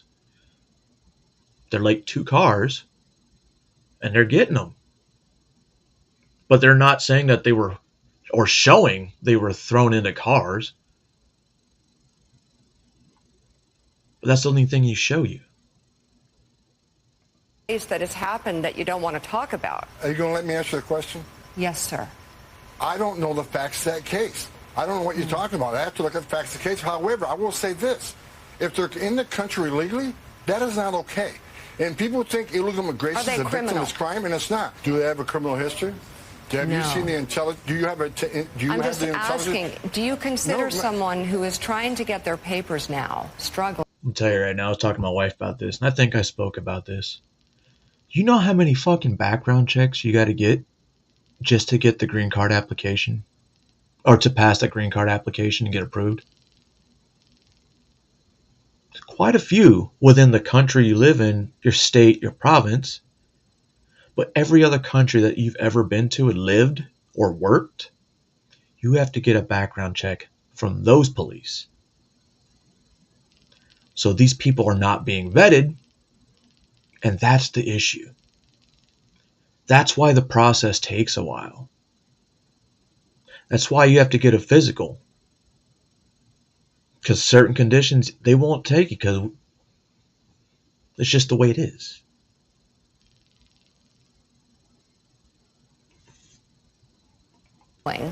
And has kids who serve in the military. I don't care. License and pay taxes. Is that in your mind a criminal? I don't care. I don't know who this case. Do they have a final order?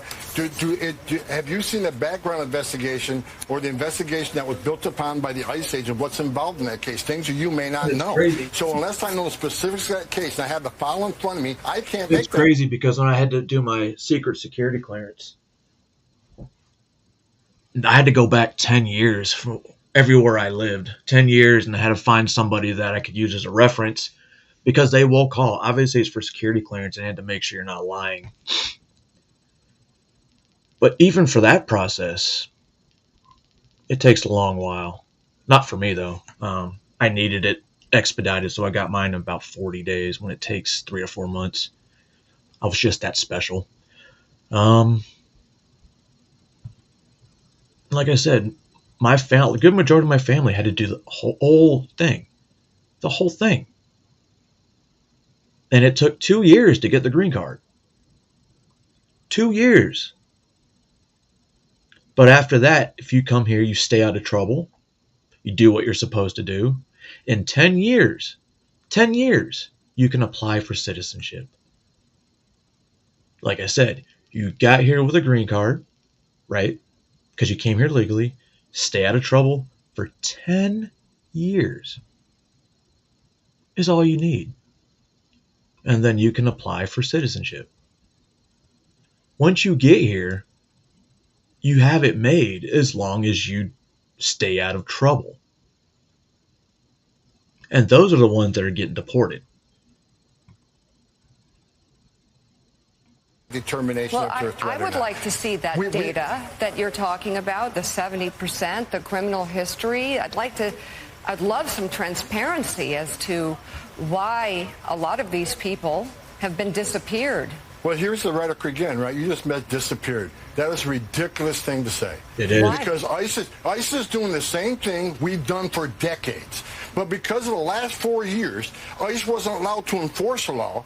ICE was told to sit back, and you can't arrest an illegal alien for simply being here legally. If you don't like what ICE is doing, then go protest Congress. However, to say we disappeared people, no. We're arresting people that are in the country illegally and are a public safety threat. We know exactly who we're going to arrest when we go look for them. This is not disappearing people. This is a planned, targeted enforcement operation that we're doing. And comments like you just made is one of the reasons why these men and women are under threat every day. Not just the men and women in ICE, but their spouses and their children. They're not disappearing people. They're enforcing the law. And you using the term disappearing people is that's disgusting. What's happened. That happened to the group that was sent to El Salvador.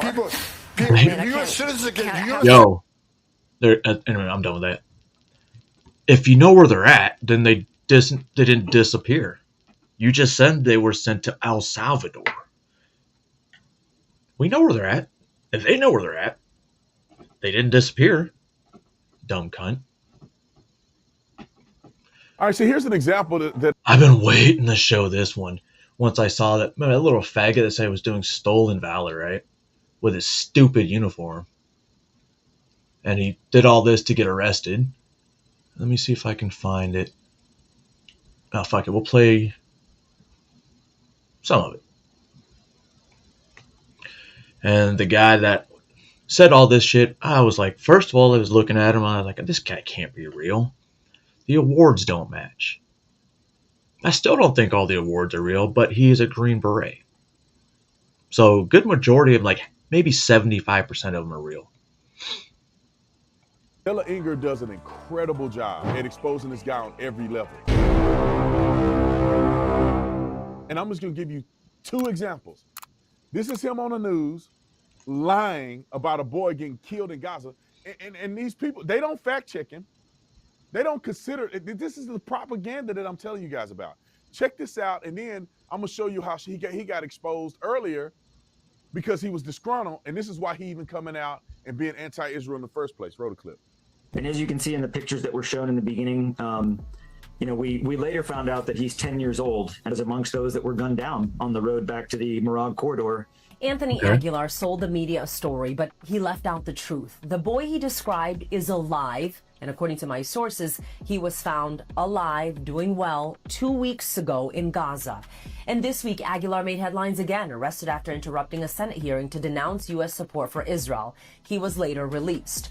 Now, the boy's real name is Abdul Rahim Mohammed Hamdan. He is 8 years old. I reported on this story as Aguilar was hailed as a whistleblower hero when he went public with this story, claiming the child was killed while getting humanitarian aid. This particular site where the IDF had their position where they would shoot at the crowds to contain them along the route going back towards the coast. This young boy was amongst those that were gunned down on the road back to the Morag corridor. Aguilar worked with the Gaza Humanitarian Foundation, contracted through UG Solutions, and under the Trump administration, in coordination with Israel, GHF replaced the United Nations, getting food straight to the people of Gaza, keeping it out of the hands of Hamas.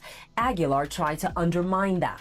Now, according to my sources, once Aguilar made these claims, the search for the boy and his family began. Yet no one in Gaza had heard of a child being gunned down. There was no body ever found. What's up, UG DJ Solutions says Aguilar was terminated. He claims he resigned. The media ate up the story because it fed their narrative. Yep. But in journalism, integrity matters because without it, stories turn into lies. She's so... So that son of a bitch lied about an incident got media attention. And then he just like, you know what? I need more attention. More of it. So let me do this in a Senate hearing. Well, retard. You do something like that, people are going to start paying attention to you. They will. Nothing will happen to this guy. But who's going to tell people that he lied? Nobody. Except for like a handful of people, and then the story gets buried. But I need people like Officer Tatum to find him for me, and then I need him to record the episode, and then I need to ignore when it comes up in my feed.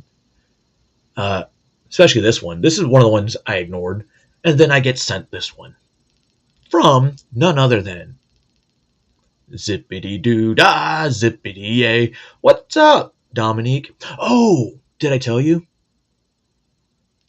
I do know I'm going to be a grandfather, and now I know the gender.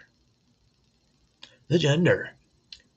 Well, when we did the reveal, there was 3 guys, 9 or 10 females. And the 3 guys were me, my son, and obviously my son-in-law. They pulled out the bear, and the bear was wearing a pink dress. The women went nuts. Me and my son-in-law looked at each other like, fuck. But I had to start clapping, and when I just do it because got to make it look like we're happy. Then he obviously followed, but then we still had that look like son of a bitch. So I took him outside because they're celebrating, and the first thing I said to him was, "You fucked me." He's like, "What?" I'm like, "No, I'm just kidding, bro." But gonna keep trying. He's like me. He's gonna keep trying until he has a boy. But that's the conversation we had outside. I did console, let him know it doesn't matter, and that your life as a mom or a girl dad, it's going to be rough. No lie. Try being a dad in today's age and having a daughter.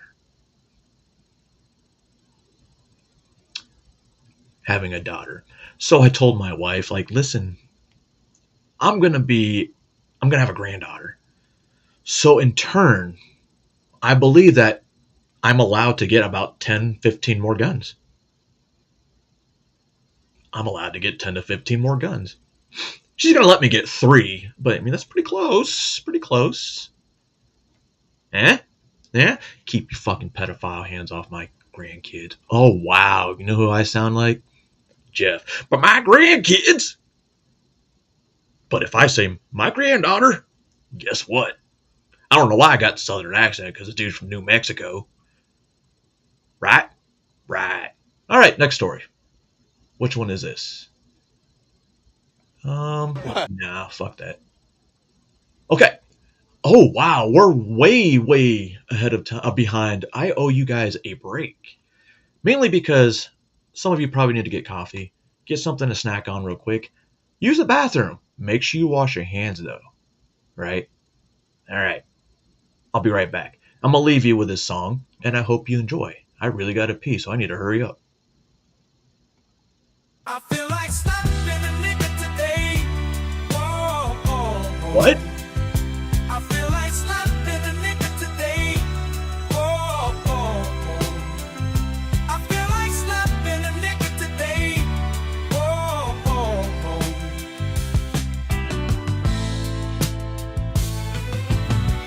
These motherfuckers on the road, where the hell they learn to drive? Jive turkeys at my job, about to get a cool, cold, mean 5. Should've took the day off.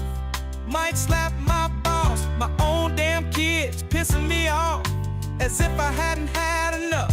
Chipotle, fuck my goddamn order up. I'm fed up. I feel like slapping a nigga today. Whoa, whoa, whoa. I feel like slapping a nigga today. Whoa, whoa, whoa. I feel like slapping a nigga today. Whoa, whoa, whoa.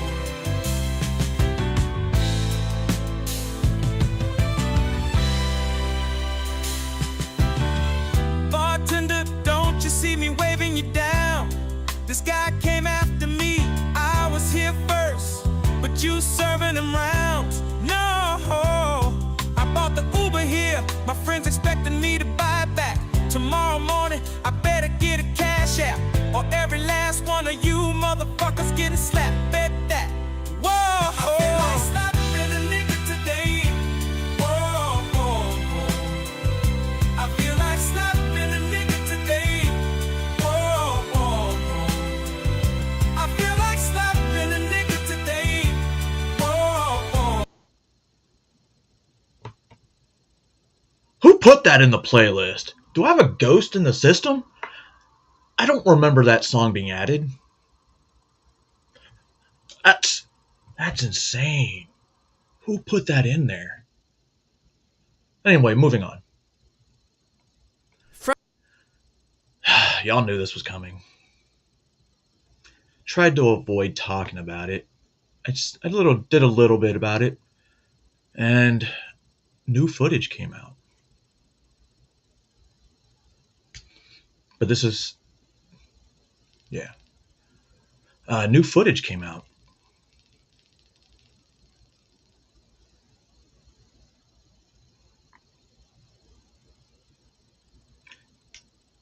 And Steven Crowder, we'll get to him at the very, very end.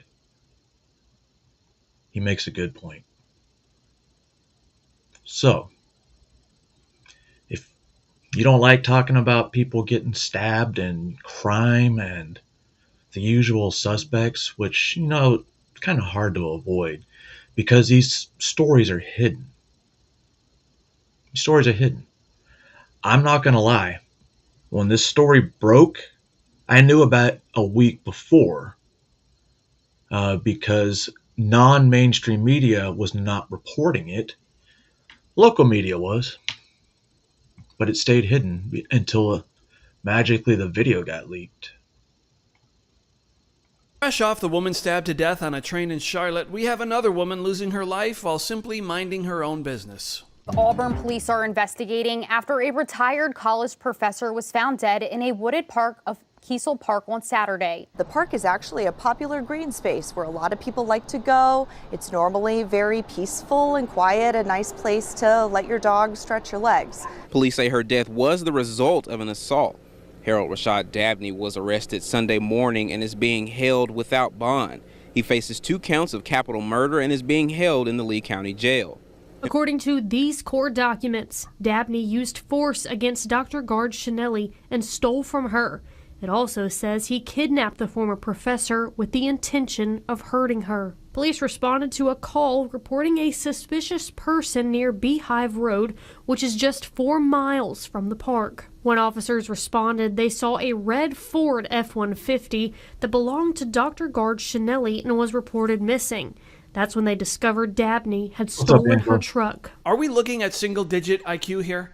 How does a functioning brain work? And come to the conclusion that all of this is a good idea that would enhance your life. While she had been retired since 2021, she was still very much an active member of the community, of the university community, and she was actually specializing in veterinary sciences. She was known for her research into managing and preventing diseases in cattle. Sounds like she was doing some good work.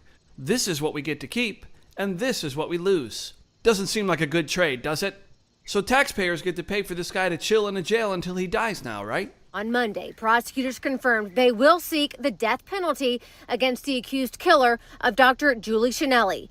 If he's found guilty, I propose we make that execution public. Don't you think it's time to send a message, the fear of God, into any of these low-intelligence, evil monsters who want to consider doing something like this? There was also a horrible killing recently in Charlotte, I talked about, and so many others. You know, when you have horrible killings, you have to take horrible actions. You heard the man. Let's get horrible. Monday afternoon, Dabney appearing before Judge Jeff Tickle for his 48-72-hour initial hearing. Cameras were not allowed inside. The judge appointing 2 defense attorneys, setting no bond in the case, and a preliminary hearing is set for October 8th to determine if the case will go before a grand jury. Here at Kiesel Park, investigators have gone and the gates are open. And as you walk through right here, you see 2 bouquets of flowers, a powerful but tender reminder that the Auburn community is in mourning over the death of Dr. Julie Shinelli. I just keep saying, why in the world? Her energy, her love for students. I mean, she loved veterinary medicine. She was a cowgirl. She mostly worked on cows. She was an excellent researcher, teacher, brilliant individual, excellent veterinarian, but what she was love. All right. So before we get into all this, I'm strictly talking about the person in these videos. So don't go thinking like, oh, he's saying about this all black people.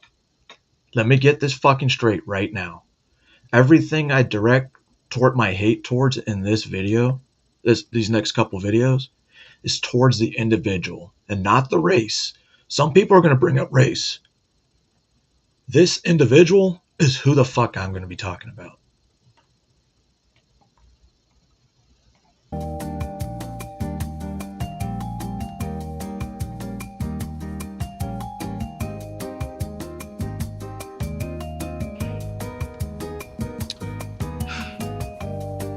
Hey, Glock, is this true? What's up, guys? Benny. If there's one silver lining to the very dark cloud around the Irina Zastruka slaughter on the bus in Charlotte, North Carolina, it is that fatigue has reached all-time critical mass levels for the mass slaughter and terrorizing of our nation by approximately 1% of our population. That 1% of violent, repeat offenders being released back onto the streets again and again and again to kill and murder and maim is the single worst part of American society. It's called restorative justice.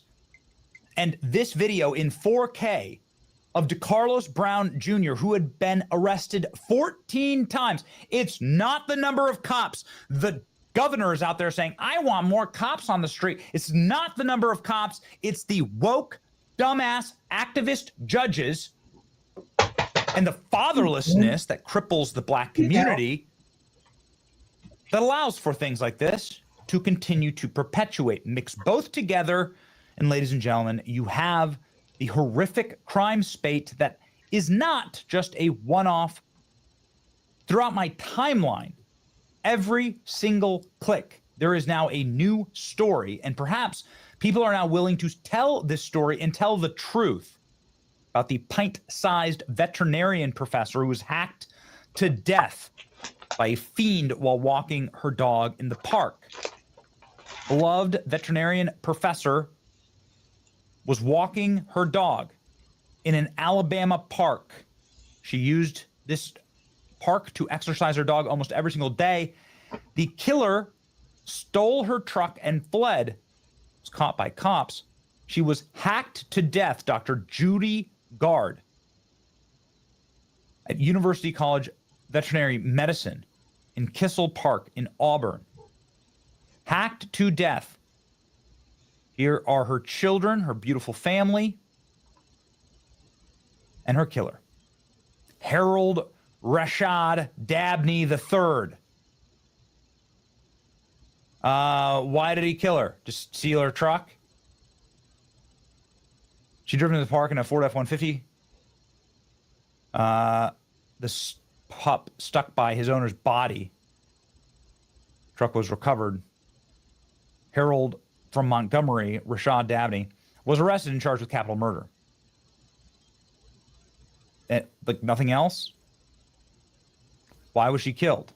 She was 5'2". She was 100 pounds. Okay. Sorry, but like if this was a innocent black woman doctor and a white guy, this would be the single most viral. The media would break into hysterics. And that's what's so sick about all of this.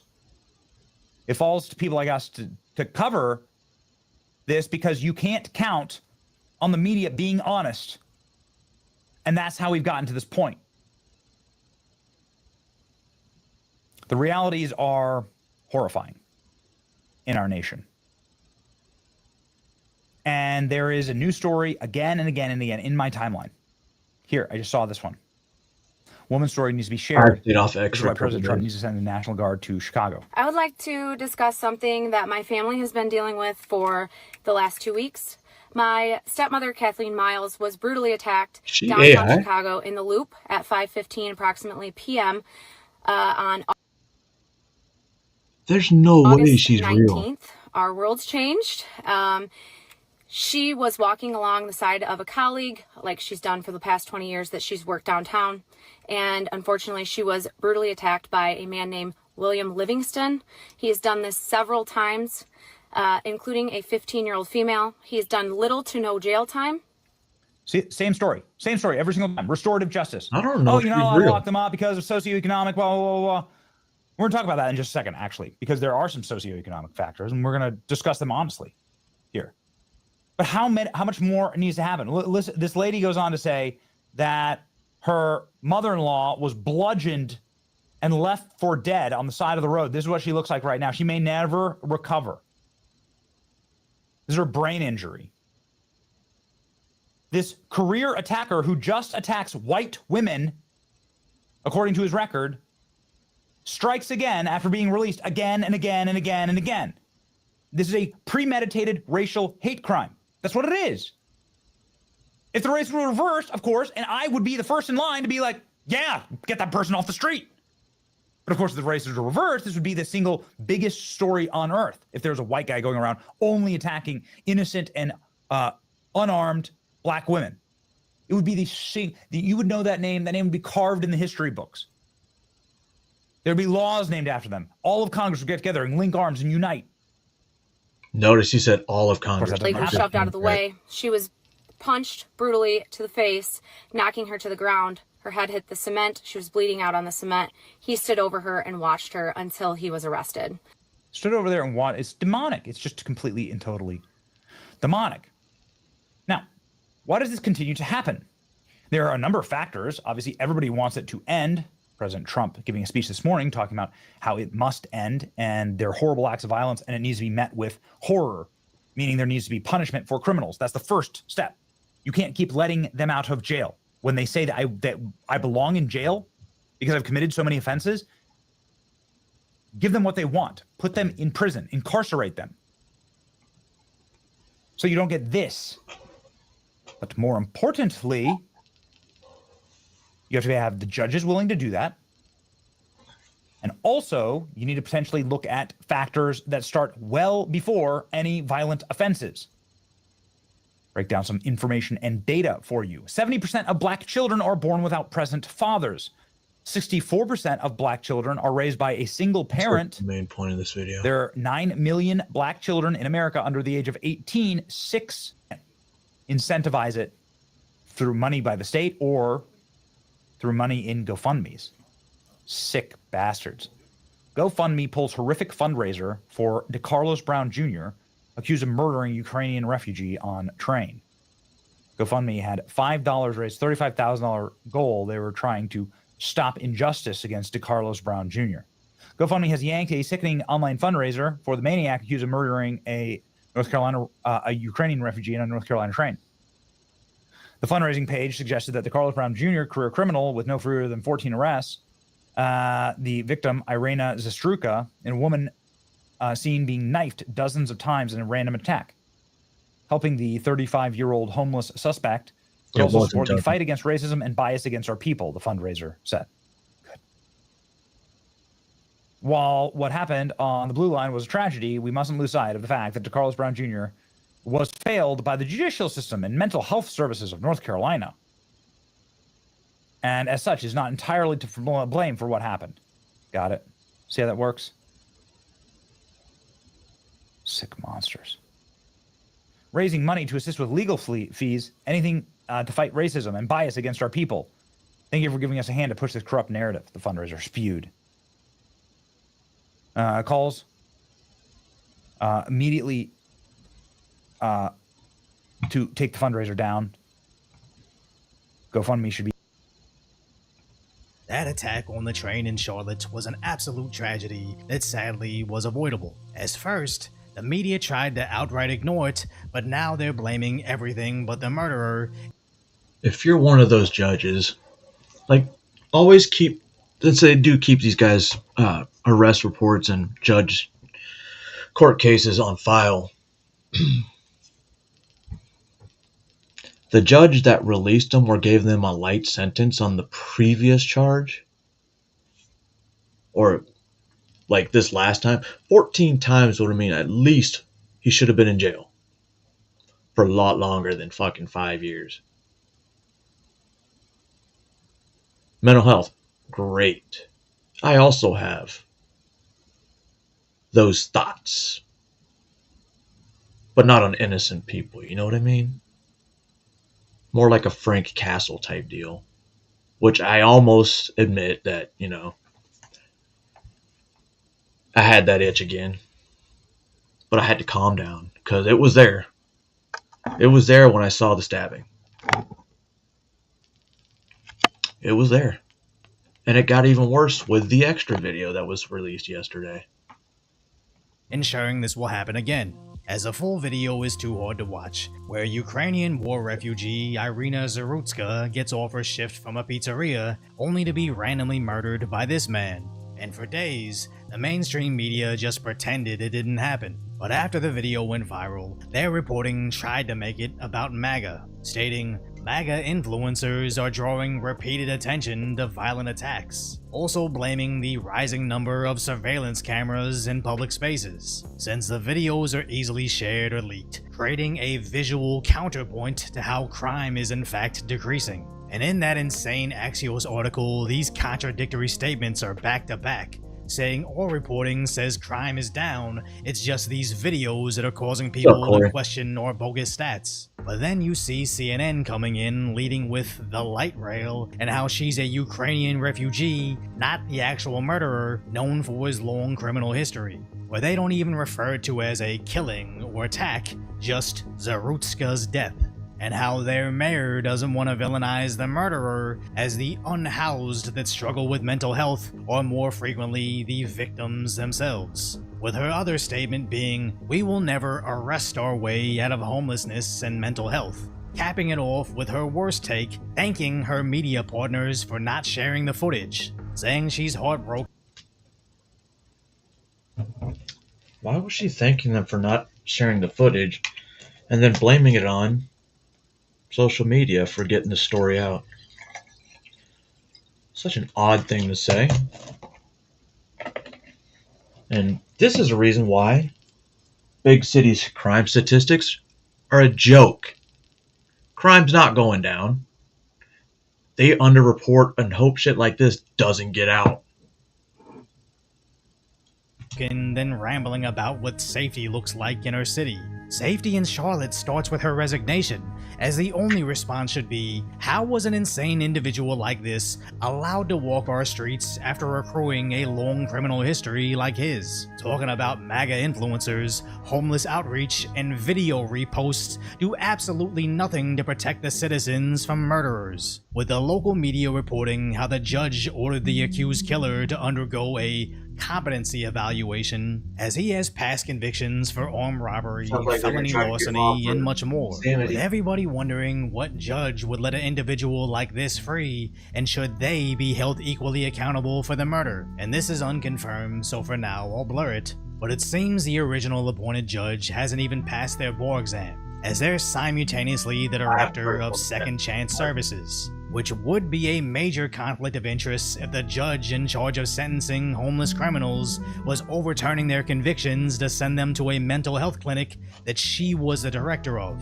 I think it's a stretch to try to convict her in connection with the killing, but I definitely think if she's sacrificing public safety to funnel herself taxpayer funds, she needs to be charged with something. But they can't get away with it without the assistance of the media, where CNN's fluff piece about murder is concluded with large blocks of text saying how proud the police chief is on their decreasing crime rates. People pointing out how the AP seems to have largely ignored the story, with the New York Times doing the same selective reporting. And even left-wing Wikipedia is looking to delete the entire article they were trying to regarding the delete that. murder. It's insane to think if Elon never purchased X, we likely wouldn't even know about this story. But now that we do, it's also uncovering how liberal policies not only allowed it to occur, but is actually actively trying to make it more common. As if you're wondering why nobody stepped in to try to save her. New York City's case against Daniel Penny is the perfect example why people won't step in. And a year after that, NYC definitely saw the effects of this. And in case you haven't seen that video, the brief synopsis is, a popular TikTok influencer randomly got attacked in the streets of New York City. Her story trended online, and dozens of girls talked about being attacked by the same man. Only to find that he has a history of recording himself attacking women. He gets arrested, but is immediately let out. But the worst part is, there was more than one attacker with that same exact description, with the NYPD actively trying to make it as difficult as possible for these ladies to press charges. And a year after that, nothing has changed in New York City. I had to get off the train, past my stop, because there was a guy who was following me from car to car. New York City is not safe. It's not safe for women, okay? Except that their likely new mayor That's not what will I've only heard. make it worse. The jail population of Rikers has increased since Eric Adams has come into office. We know that we can reduce that jail population to less than 4,000. I mean, Vital City had an article about a number of different proposals that could reduce it to 3,700. But as long as the media will write How? articles championing how crime rates are down, idiots will keep leaning into this ideology that will ultimately lead to their demise. As we know, there is basically one specific demographic that the Democrats still completely own, that sadly seems to be the same group that suffers the most. So even when President Trump responds to this murder, trying to prevent it from happening again, And there was also a horrible killing recently in Charlotte, I talked about, and so many others, and we're going to get to the end of it. And, you know, when you have horrible killings, you have to take horrible actions. Cashless bail started a wave in our country where a killer kills somebody and is out on the street by the afternoon. In many cases, going out and killing again.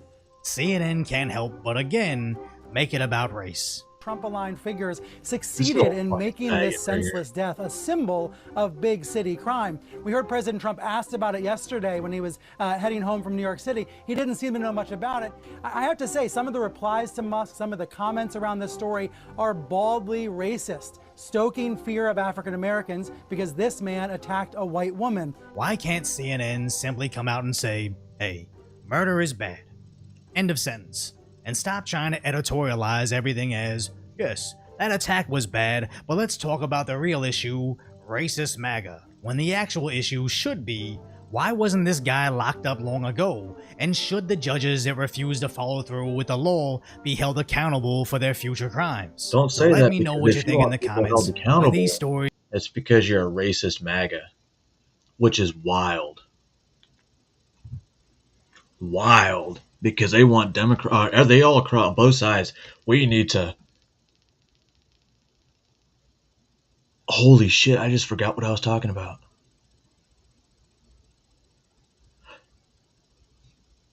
Bro. I don't necessarily want to promote. I totally forgot what I was going to say.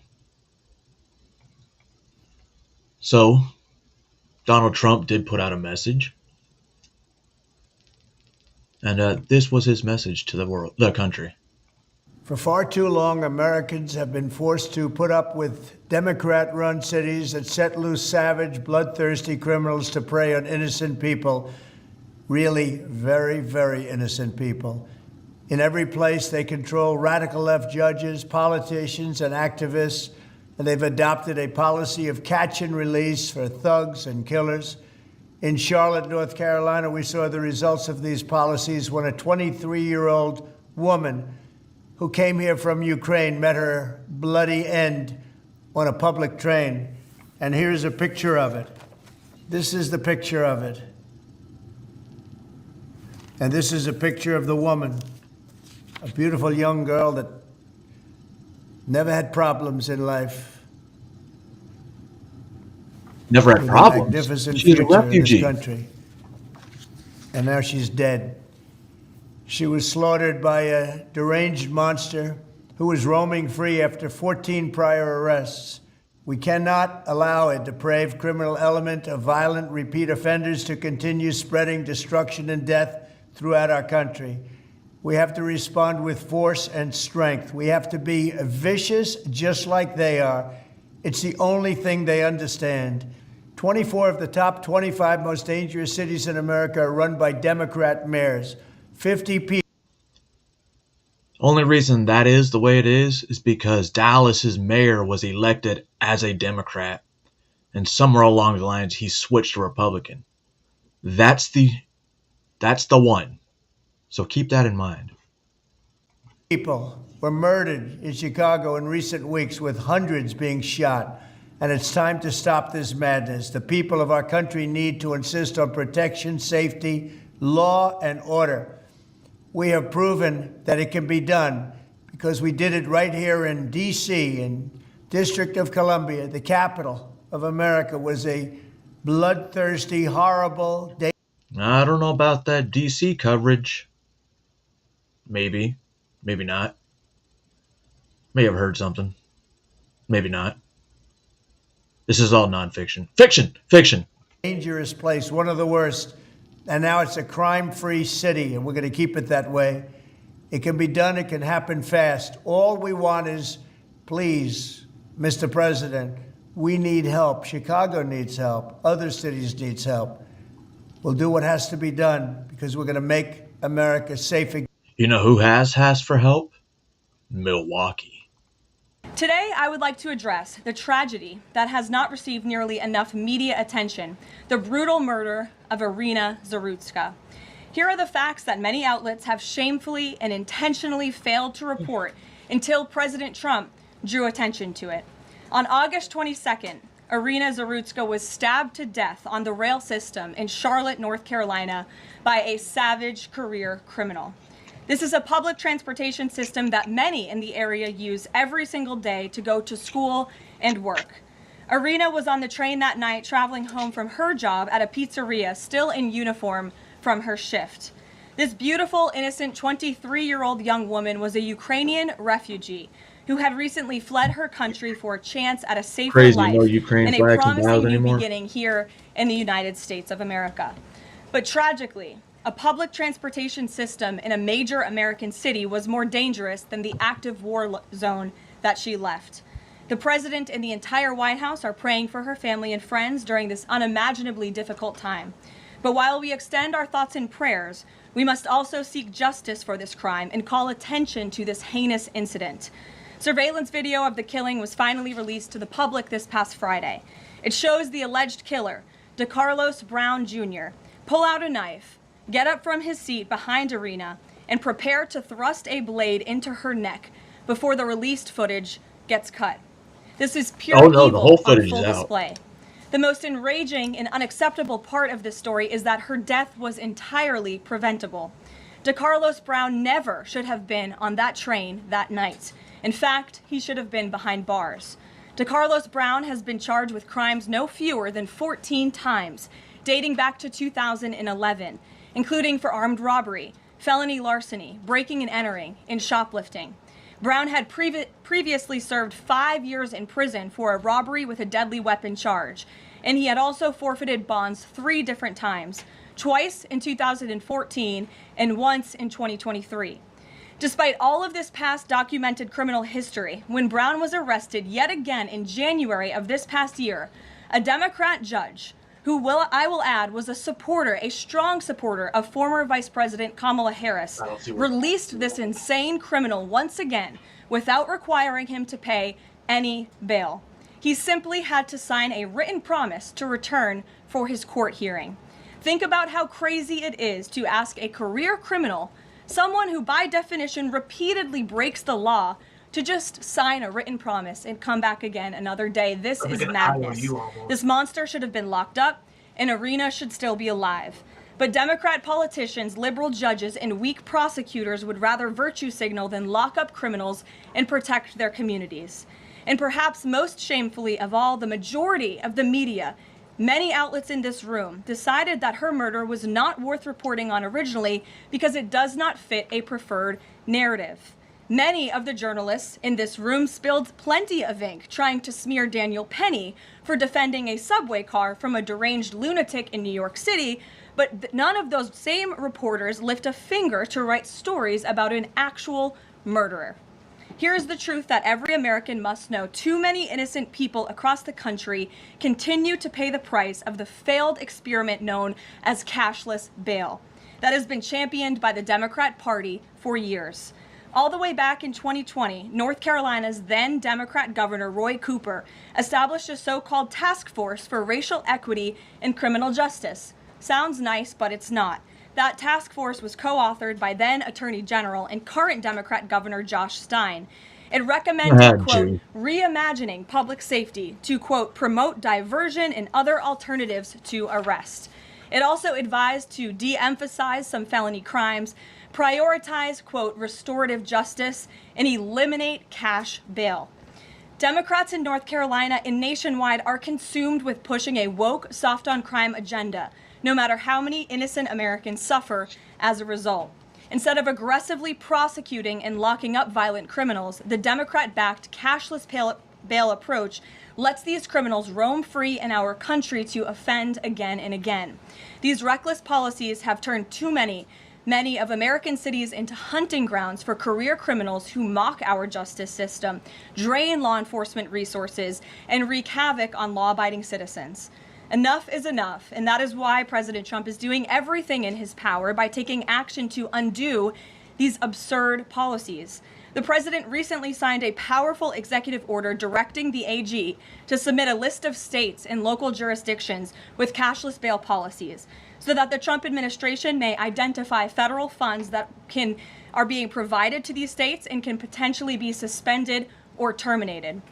President Trump firmly believes that to maintain order in public safety, we must incarcerate individuals whose pending criminal charges or criminal history demonstrate a clear ongoing risk to civil society. This is a common sense and sensible approach that the vast majority of Americans agree with, and it's time for the Democrat Party to get on board with what is right. When these criminals are caught, they must be prosecuted to the fullest extent of the law and be sent to prison, where they can no longer terrorize our streets. This is the mandate the American people delivered to President Trump, and it's a mandate he intends to fulfill. For far too long, Americans have been forced to put up with Democrat-run cities that set loose savage, bloodthirsty criminals to prey on innocent people, really very, very innocent people.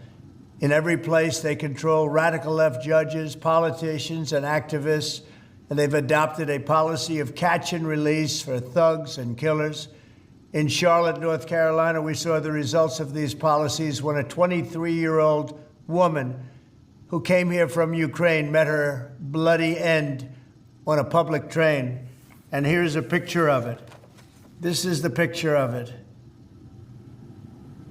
And this is a picture of the woman, a beautiful young girl that never had problems in life. Shit. Oh, it's Devin. With a magnificent future in this country. Let's see. Hopefully he doesn't do it at the end of this one. Okay.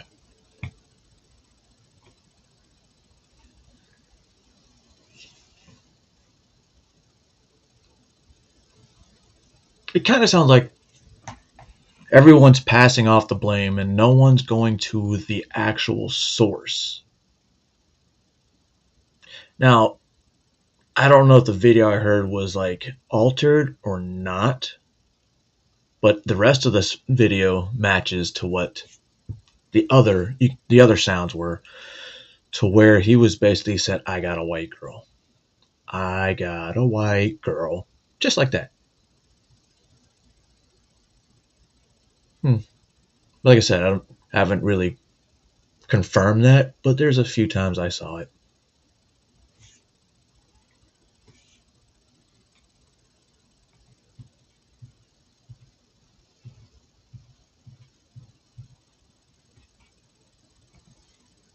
Well, look, you can't just determine it immediately all of the time.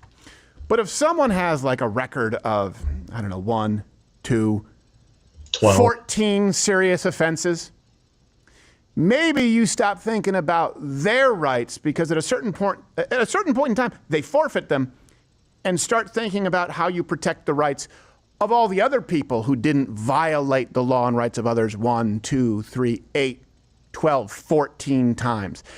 And when you see this story in the media, yeah, I'm going to be straightforward. Race has a lot to do with it. Not melanin makes people violent or causes crime, but the media coverage of this. The race of the perpetrator and the race of the victim will determine if they cover it at all. They're not interested in reporting the facts to you so you can make informed decisions. They don't care about honoring the dead. Which is crazy because it's kind of true. Kind of true. You heard about Mike Brown the same day. Heard about George Floyd the same day. You heard about Ahmaud Arbery the same day. And nationally, not just locally. It's wild. Completely fucking wild. Care about pushing an agenda to engineer you but that's so that not, you are more malleable, controllable, to bend to their will. And they don't want you to believe your lying eyes and your lying ears. With Irina Zarutska, let's be honest. You watched it and you thought the same thing that pretty much every American who watched this thought.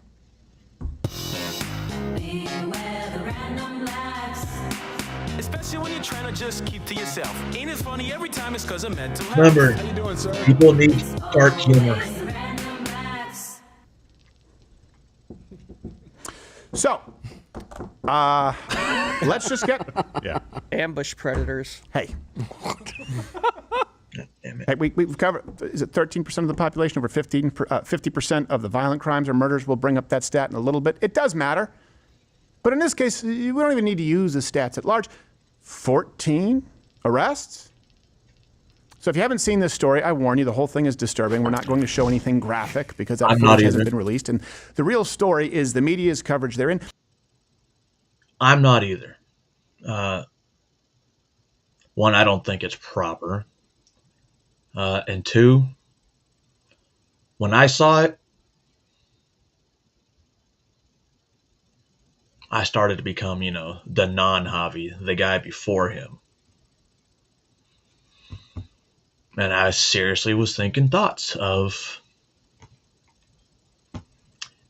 if nobody else is going to stop crime, and these repeat offenders, and these pedophiles, and these rapists, hypothetically, in theory, in a fictional way, that's, whatever, to get rid of them. But I won't do it because that's all fiction. And the mayor and the city council. And I would apply also that same lens, right, your skeptical lens, to people like Rand Paul and to people like the Krasensteins who constantly favor violent felons. Irina Zarutska, this is an actual tragedy. This woman is dead. So let's be honest, leftist policy now, there's no doubt, it kills people. There are many people who are dead because we didn't simply follow that rational part of our brain because we were told that it's wrong. We were told that it's a violation of civil rights. It's not. We were told that it's racist. It's not. Let me say this before I forget.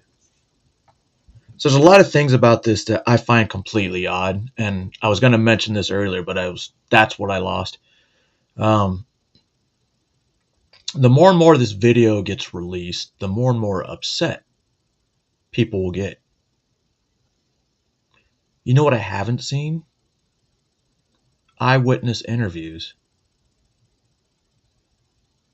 You'd think with all those people on the train, at least one person would be like, yeah, I was there. Why is that? And the girl's family in Ukraine, they said they want to bury the body here in the U.S. because that's where she wanted to be. But how? It's crazy, right? I'm not saying this didn't happen, but I kind of am at the same time. Because I only think we're getting half the facts, and I think a lot of the other stuff is done on purpose. Done on purpose. To stoke this fear. Like I said in that other video, that girl's daughter totally looks like she was AI. An AI generated interview. Okay, that's just my thought that I had to get out before I forgot. And that is the truth. Do you want to save lives or do you want to play PC football? Let's roll the story. Please stand clear. There she is, Zarutzka, sitting on a train, completely to herself, Ukrainian refugee, man behind her. Opens the knife. Look at that. Look at that. Now here's the thing. No one got to say goodbye. She's coming home from work. Ukrainian refugee, came here to get away from crime, to get away from war, in a city with liberal policy. Now here's the thing. No one got to say goodbye because we couldn't have stopped. No one could have stopped that right there. Could have been stopped maybe one of 14 times before that, where the man was caught violating the law violently in some instances. And by the way, this isn't a news story. I believe the video footage is what is new. We covered this here on August 26th. Friday, a Ukrainian refugee. So, hey, I know, hey, left, right? You all have the Ukrainian flag, so you should care about this. Ukrainian refugee stabbed, killed, waiting for the light rail. This happened in Charlotte, by the way, North Carolina. Oh, I thought you were going to say Kiev. Yeah, no. It was a homeless man named DeCarlos Brown Jr. And the left wants you to be afraid of so many things. Be afraid of COVID. Be afraid of the unvaccinated. Be afraid of Trump voters. Be afraid of systemic discrimination. Be afraid of J.D. Vance. Be afraid of people who speak on social media who may radicalize you. But I will tell you this. You shouldn't live your life fearfully. You should live it cautiously, skeptically. But you should be afraid of the left's policies. You should be afraid of liberal judges. You should be afraid of that coming to your town. Because by the time it hits you, by the time it comes to your doorstep, it's too late. People are dying as a direct result, not correlation, causation, 100% leftist policies, soft on crime. This girl, this woman is dead. One of the many reasons for the past, over a decade, I've been talking about becoming Frank Castle. And I got a buddy who just happens to have a really, really interesting job, who joked about him being the source, where I get kind of like the A team. But we're minorities, so, we could probably get away with it. Among many others, because of liberal judges. This isn't some kind of... you should be afraid. I call this the tale of the serial violent offender who could have been stopped, but people... Also at the same time, Angela, where are, the men in the community? I mean, maybe he slipped and fell coming out the back door and bounced off the ground 35, 45 times. It happened.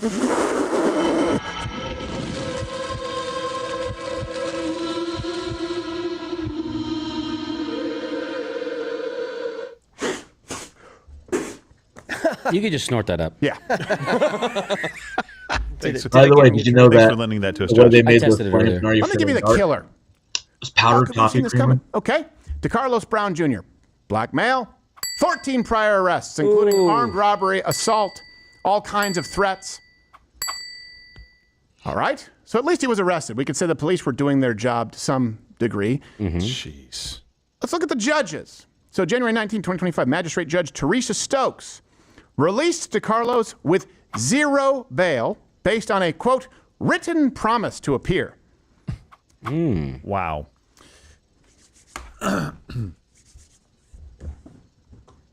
this is the thing where if you were a child, you would be more sensible than this judge. Yep. I can tell you that if this was explained, if I tried to explain this to a 5-year-old, say, yeah, well, that person actually, that person committed burglary, that person stabbed somebody, that person committed serious violent crimes. Say, well, Dad, isn't he in jail? Well, no, actually, he didn't have to go to jail. Well, why not? Because he said that he would come back. Can I do that with timeout? Absolutely. Of course not. Yeah, nobody could. Listen, I want to go into one more thing really quickly before you move on because nobody's talking about this. So our research team found this. There was a motion in July, and it's a lot of it is redacted, the actual motion, but DeCarlos's lawyer made a motion that DeCarlos was not competent to proceed. See? Yet, despite this motion, he was allowed to stay released. This on the heels of what... This is how he's going to beat it with a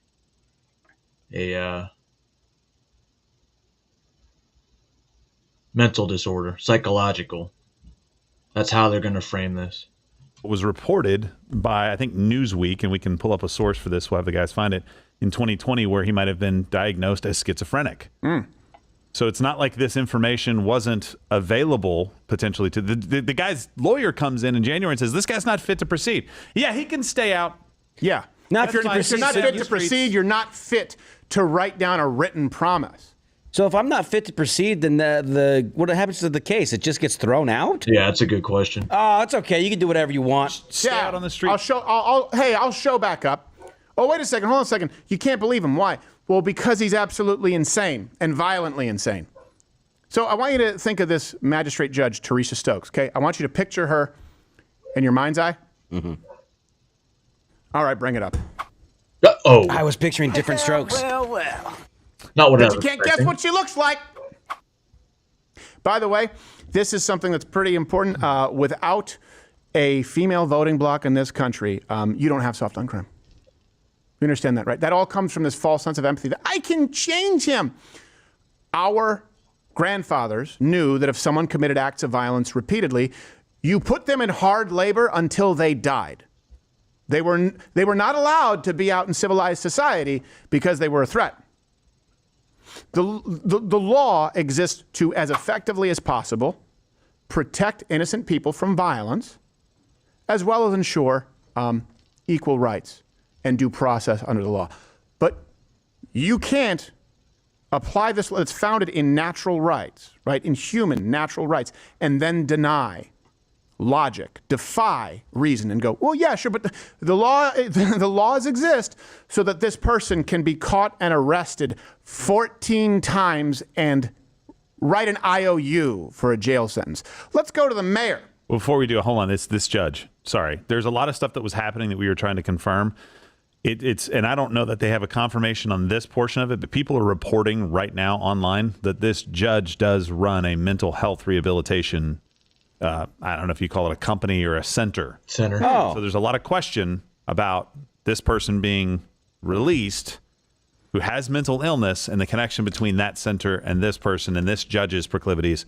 There's a lot of questions being asked. So right it's now. possible. Listen, I'm going to be very clear. I cannot say definitively. I have not seen the evidence for that, but we do know for sure that this judge is now tied to him from that January issue. Guess how the judge votes? We don't have that confirmed. Yeah. Comment below. Take a stab at it. Oh, independent. Nice play on words. Let's go to the mayor. Now, I don't want you to show the mayor yet, but the mayor of Charlotte is a woman, V. Lyles. This was the response. What I have come to understand is that he has long struggled with mental health and appears to have suffered a crisis. We will never arrest our way out issues such as homelessness and mental health. She also went on to say that mental health needed to be treated with the same compassion as other diseases like cancer or heart disease. What a fucking And then she joke. praised the media for suppressing the video. We'll get to more of that. Yeah, that So I want to fucking thank pissed our me off. media partners and community members who have chosen not to repost or share the footage out of respect for Irina's family and, of course, out of respect for her political chances, right? Because it Almost like they were told not to say anything. Like it didn't happen. doesn't help when you actually see the faces of the victims because of the environment that you fostered and created. So the mayor responded with, we're never going to arrest our way out of homelessness. Mental health needs, keep in mind, this girl, Zarutska, is dead. A woman was stabbed to death on the train. Brutally, without warning. Get down. Nope. It's happened 14 other times. Get out. The priority of this mayor is to say, we need to be compassionate. Is that the culture you want to live in? I am compassionate. To her, she didn't need to die. That could have been stopped. And this isn't like a Minority Report thing where we need to travel in time and see if someone could commit a crime in the future. They did it 14 times. We're not even talking 3-strike policy. I don't know. With this one, if we would have had an 8-strike policy, Zarutska would be alive. I'll be liberal. 10 strikes. 10-strike policy. 14-strike. Now, I want you to imagine what this, please be compassionate. Please understand we can't arrest our way out of it. I want you to imagine, what do you think this mayor looks like? Huh? Exactly. Karen. Yeah, you have it about right. There you go. Light-skinned Karen. I had it a little different. Close enough. I had the hair color off. We'll ballpark it. I had more of a natural hair color. It's all changed since Beyonce put on some Levi's. Then you have a response from some people at City Council. Here's a Charlotte City Councilwoman, first name Dimple. What? This City Councilwoman took time to celebrate her birthday before discussing the crime. Oh. Right before, so the priority was, oh, cake, look, we want a show. Kind of like the DNC when they were nominating Kamala Harris. It was all just a bunch of celebrities. Come on, let's get the party started. Where's the joy? One second, how about we have a Democratic process beforehand? I want you to imagine what this City Councilwoman looks like. Correct. She's white. Yeah. Dimple Which one? Ajmira. Oh, okay. I can tell now, Ajmira, yeah. And she's part of the city council, of course, that sits under the mayor, right, who says we need to be compassionate and has done nothing to overhaul the system that allows a man like DeCarlos Brown Jr. to be back out on the streets 14 times. And the city councilwoman, though, says, yeah, we have that. Okay, but most important, she said this in 2017, Trump supporters have no place in Charlotte politics. Any supporters that have supported Trump and all his cronies should be voted out of our council. Yeah, how about you be voted out? How about the mayor is voted out? How about that judge is disbarred because your policies have resulted in people dead? And it's not just, I get it, you're never going to stop all violent crime. I understand. I understand that. Evil will always live amongst you. But we could start with people who've committed crimes 14 times. I don't think I'm asking a lot. I don't think I'm asking a lot to say, all right, 1, 2, 3 violent crimes. Like we call that, it's like the express, it's the grace crime. This is where people are getting it mixed with race. But, I mean, it kind of is if you really want to get to it, but this is about the justice system and how piss poor they are. How many times do you need to get arrested for violent crimes you thought are like, you know what? I think we should keep you in jail. Because obviously this rehabilitation that they think will make everybody better, it doesn't work. We're getting it to 14, and these people are more concerned with, well, the majority of Americans who voted for Donald Trump. And of course, you would think, because of the black perpetrator and the Ukrainian refugee victim, the legacy media, right, Toolman, they've been hammering this story nonstop. Listen. Oh, that's right. I'm sorry. The Alternative Press, PBS, New York Times, Wall Street Journal, BBC, Washington Post, Reuters, MSNBC have all covered this precisely 0 times. We started covering it the 25th. NPR, there was one audio sort of blurb on August 26th. CNN did it once. They did it once this morning at 7:37 a.m., one post.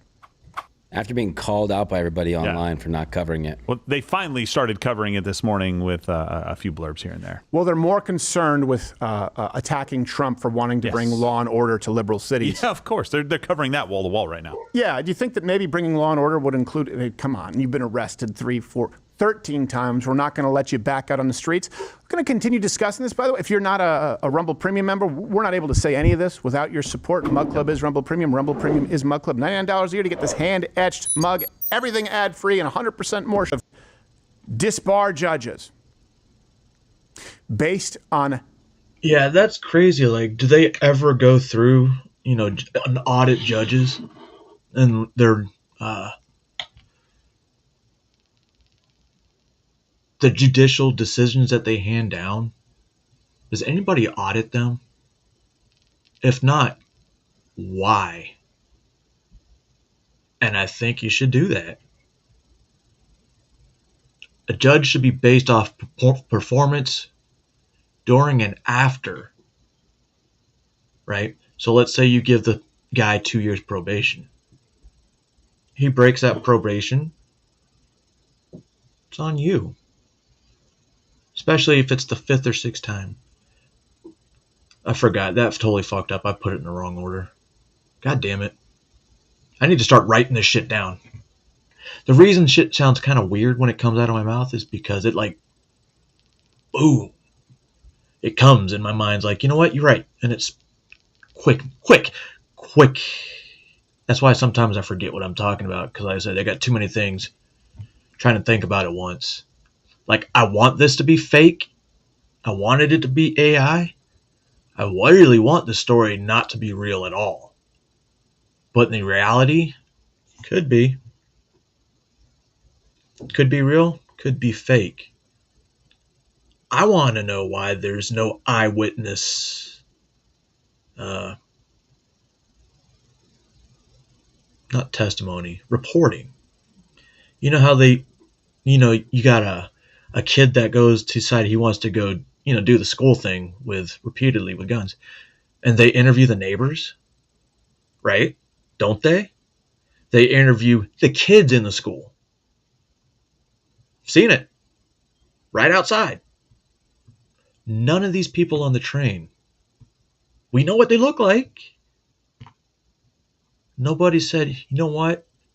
It's been 2 weeks. I think I'll come out and say something finally.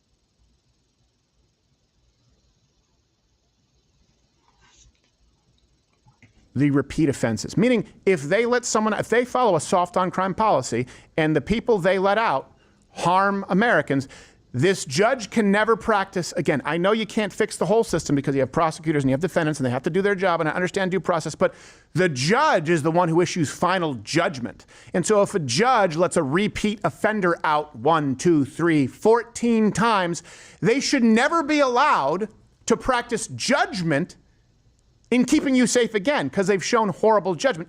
Kind of like a performance review. So judges disbarred. They can no longer touch a gavel. They can't see a courtroom. One reason I said that because when I was in the Army, I had to have a yearly review. Once I became as part of leadership, the E5 sergeant, you get a yearly review. And if you fuck up, they can do, like a relief for cause. But that's basically what every year we had to, say what we did the previous year. And if you didn't do shit the previous year and you're a piece of shit, you don't get recommended for promotion, because it says recommend for higher rank or higher schools and future jobs. Sometimes they're just shit. But it's weird because sometimes the ones that are really shitty are the ones that get promoted E7 way quicker. Especially if they had multiple Article 15s. Not going to mention who that was because it would be unwise. Not really unwise. I just can't remember his name, but he did work for 217. For the rest of their life, if this is an entirely preventable crime. Number 2, I want to see a culture where everyone conceals and carries.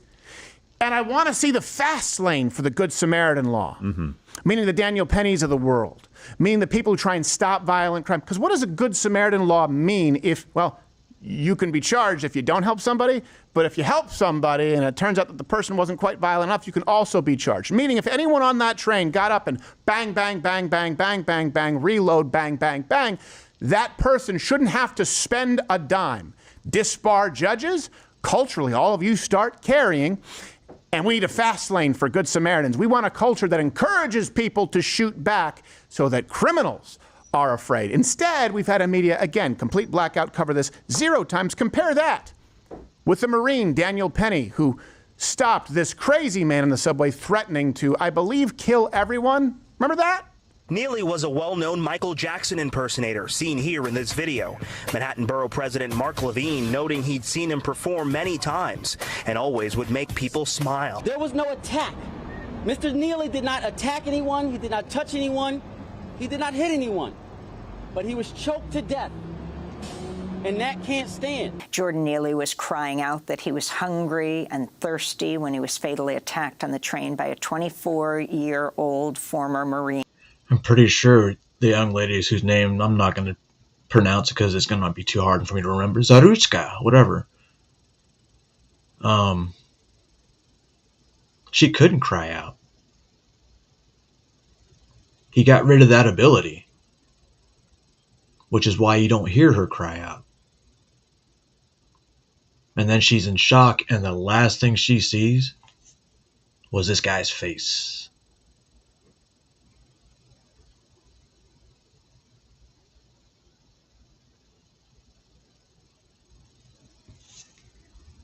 Named Daniel Penny. Growing tensions in New York City over the death of a subway rider. Protesters swarming the subway station, disrupting service, demanding justice for Jordan Neely. He wasn't a homeless person in distress. He was a professional artist who stopped traffic in New York City with his talent and his abilities. Jordan was not annoying someone on the train.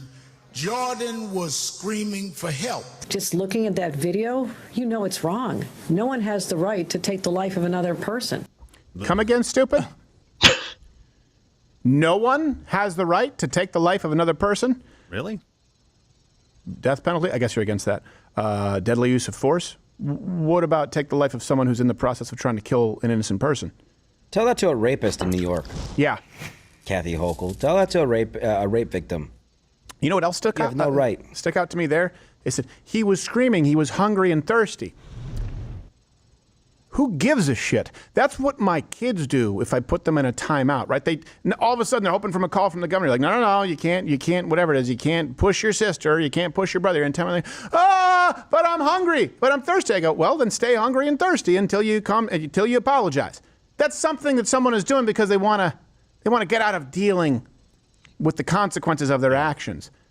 Screaming, threatening, and then, okay, we're going to restrain you. Oh, man, I'm thirsty. Tough shit. Yeah, no kidding. By the way, they want you to wait right up until the moment. Somebody can be screaming. They can seem out of their mind. They can cover themselves with feces. They want you to wait right up to the moment where they try to punch you in the face. Yeah. Or they try to stab your wife. Try isn't good enough. It has to be done. Yeah. No, this is my whole point. Like at that point, you restrained. That's the easiest part of what you get. Yeah. I'm sorry. This whole culture of you just got to deal with it. Again, it's prioritizing these people over us. Yep.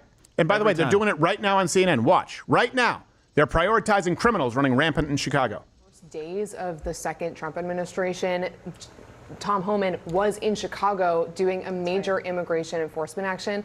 And on the military front, I'll just note, we have reported months ago that the point was to at some point bring the U.S. military when it came to immigration enforcement. This has been top of mind for them for a long time. They've had discussions internally about how to move National Guard from one state to operate in another state. So this has been part of their planning all along. It just comes down to how do you do it and does it stand up legally? Each state has their own National Guard. You don't. Can I just add one more thing to piggyback off of what Aisha said? There's also a question of what the facts are. I mean, the president repeatedly saying DC is now a crime-free zone is just not true. I pushed back on that gently last night when we were talking and said, Mr. President, there is still crime in D.C. Yeah, but was there a lot more crime? Were a lot more people dying because you've had your policy unfettered? Were a lot more people dying in D.C.? And do you think that if they send in the National Guard and try anything different, there will be more or fewer murders every weekend in Chicago? They never start. They never start with the jumping off point. Hey, maybe you don't deserve to die. How about that? You live in the United States. Before we talk about any other rights, first one, right to life. You have the right to not be assaulted and not be killed. It's almost like that's the primary function of government. External threats like terrorists and known drug cartels, Krasenstein and Rand Paul say they need due process, and internal threats like gangs and serial violent offenders. No. Due process. Come on, guys. We got to make sure we're not animals here. What kind of society would we be if we put a man behind bars after his first or 13th crime? Yeah, and look, the Rand Paul guys, it's worse than that. It's when he says, "Oh, they might strike us." They already were. Yeah. This guy was planning and carrying out the murder of American forces anywhere that he could find them. And you're worried that if we take him out, maybe other people will get pissed off and attack us? Actually, what might happen is other people might have somebody taste their food for a while. Other people might make sure that we don't know what car they're driving in for a while that are terrorists. And they may put their head back down in the sand for just a little bit. You don't just let people continue to kill you and they go, no, we can't do anything about it. Yeah. That's the one case where you can look at it and go, of course that guy should die immediately. Of course, the minute the missiles lock on, push the button. I'm going to tell my son that if he ever has a bully in school, that he can't bounce his head off the pavement because another bully will just take his place. Yes, exactly. Right. Yes.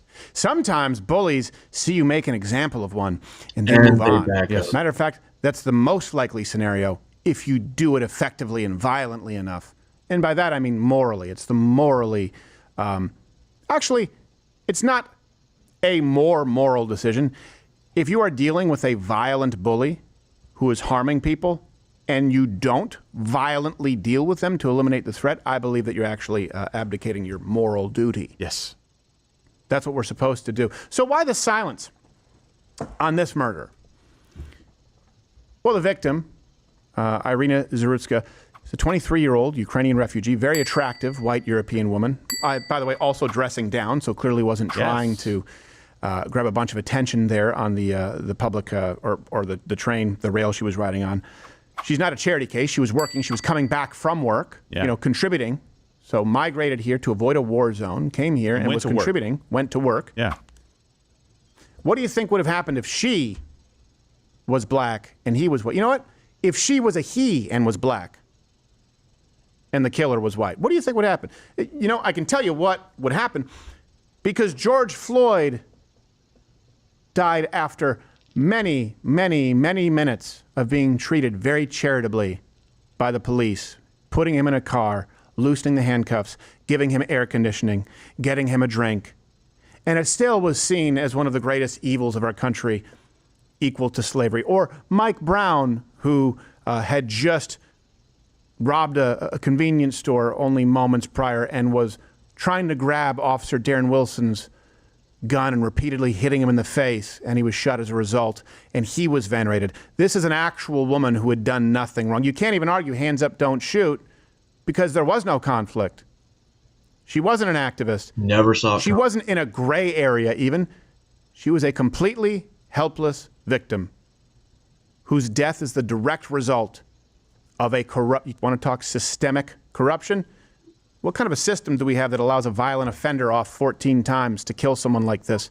Also, it comes with really bad timing, right? Because you see this on CNN, they're more concerned. They really want to make sure that Donald Trump's a fascist because he wants to cut down on crime. Crime is down. People are safer.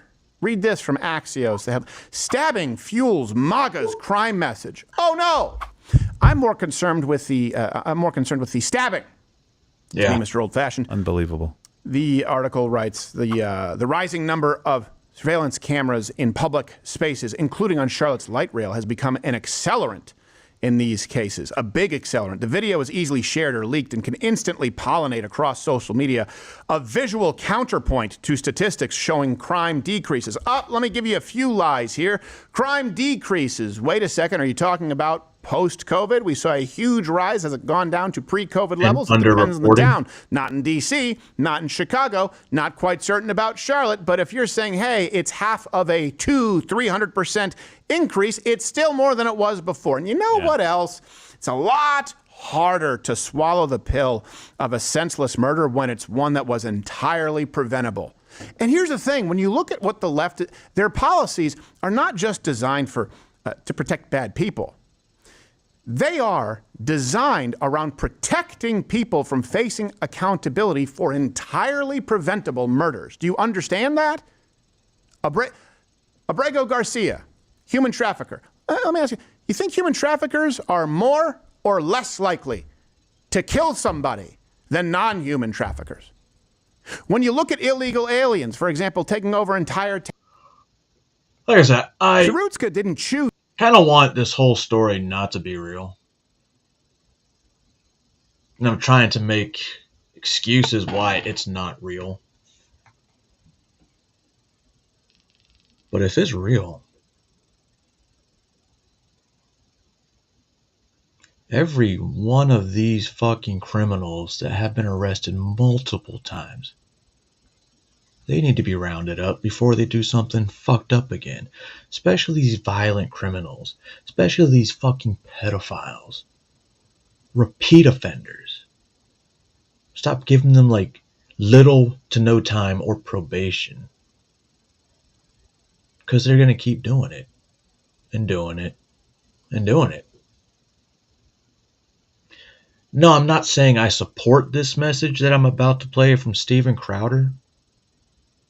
I'm going to let you make your own decision. And you guys already know.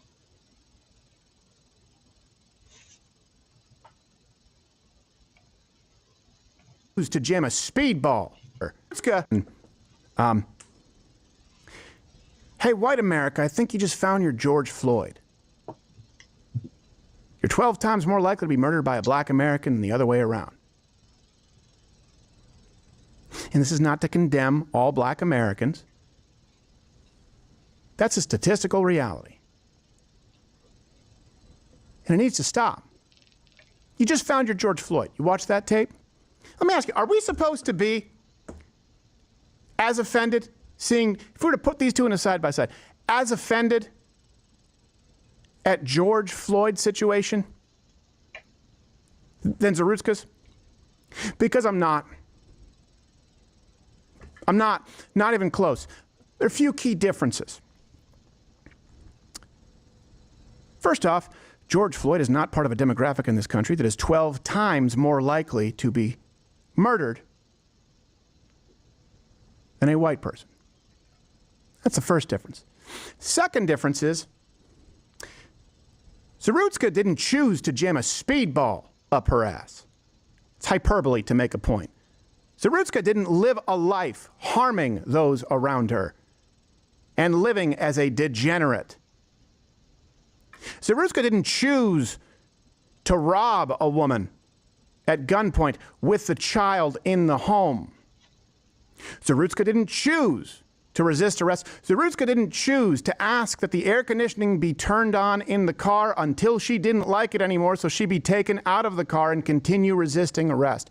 Zarutska chose to get on a train.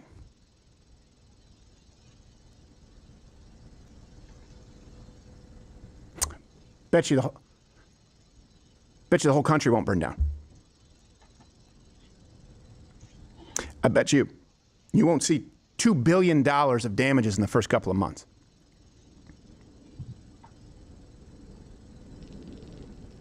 I bet you not anything close to that. So yeah, there are some key differences.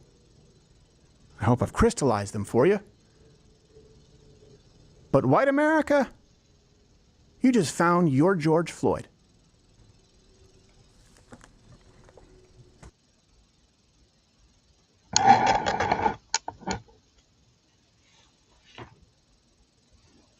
Not condoning what he said, or I'm not going to publicly condone what he said. Notice I said I'm not going to condone publicly or privately. But,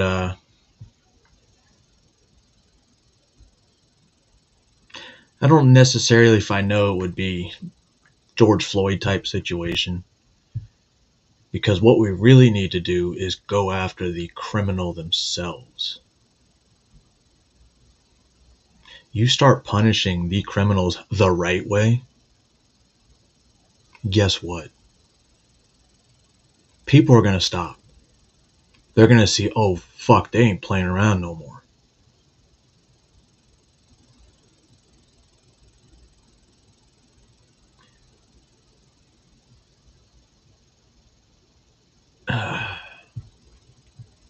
He's right. There's not going to be anything close to what happened for Mike Floyd, George Floyd, Mike Brown, Ahmaud Arbery.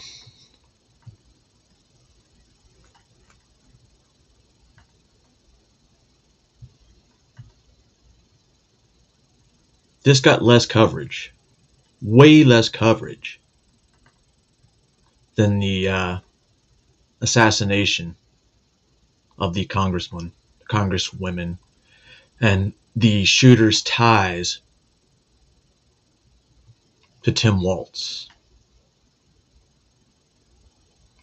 They don't want you to remember that. They don't want you to see that Israel is indeed being the aggressor in the Middle East. It happened with Qatar.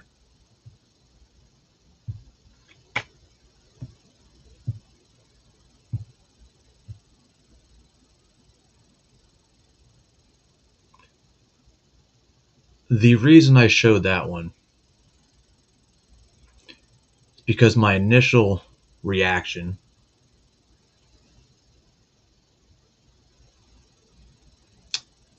brought me back to a place where I don't need to go.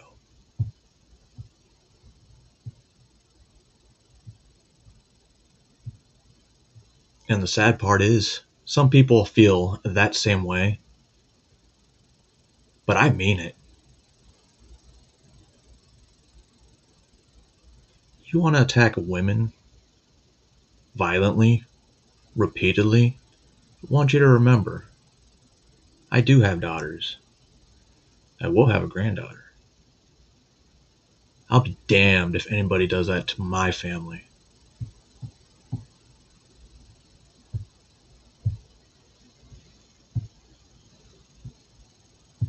I will accept every consequence of my actions. What are they going to do? What's the worst they can do?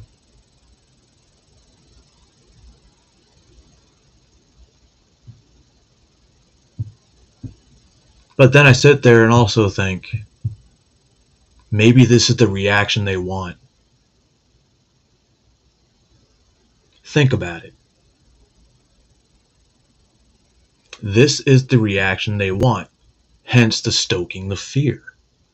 And this is where I wake up. Because I started looking at the video, the more and more they were released, and it's hard to say it's real, it's hard to say it's not, because you want it to be fake, like I said.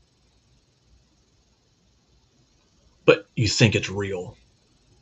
But I think of it two different ways. I take it as being real, but it seems like I said earlier, why didn't they just release the whole fucking 3 or 4 minute long video?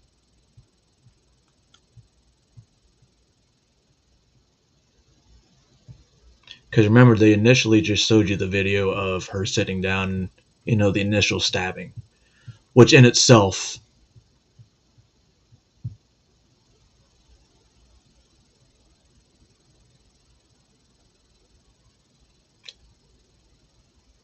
she died on the other side of the world from her family. She looked up and stared her murderer in the eyes. That was the last thing she saw.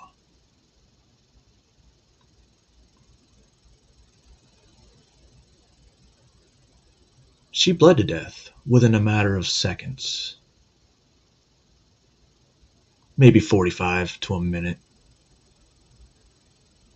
She stood no chances from where she got stabbed in the neck.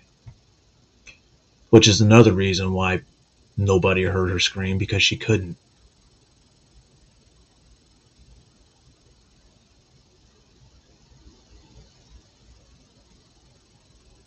there needs to be accountability. It's not a race thing, guys. That's what they want. They want it to be a race thing. Don't fall for it.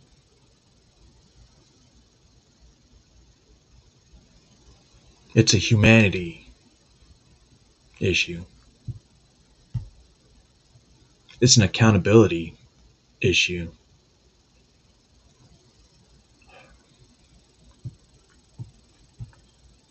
But like I said, kind of hope this is another, what are they called?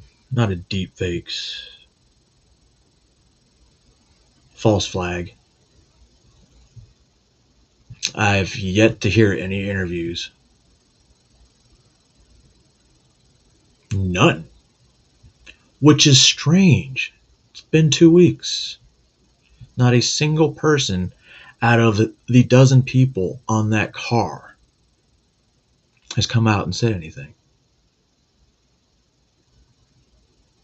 Why?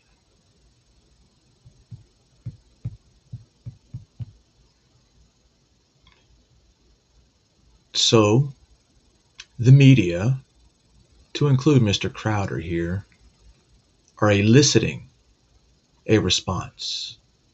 They are sending out what they want you to see, what they want you to think. Don't fall for it. I saw it coming back. It slowly started creeping up there again.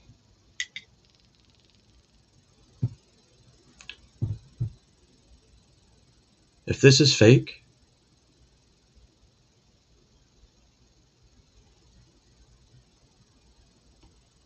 the government needs to be held accountable. If this is fake, using it to cover something up, to create more division, push for more National Guards in the bigger cities, push their surveillance state, push their Palantir. Remember that I said that. Remember that I've been talking about Palantir for months now. And if you haven't, go find, this is your homework assignment. Go find the War of the Worlds remake with Ice Cube. And pay attention to what's actually going on in the movie. Not the acting, but the words and what you see, and you're going to see something. You're going to see something like, holy fuck, and that's Palantir. But I'm not telling you how to think. It's totally fucking retarded, because everything I said is totally fiction and was just me being an artiste writing a book, but putting it online because it's so much easier to just talk than actually put pen to paper. But I'm just telling you to think. I gave you some things to think about. Do with it what you will.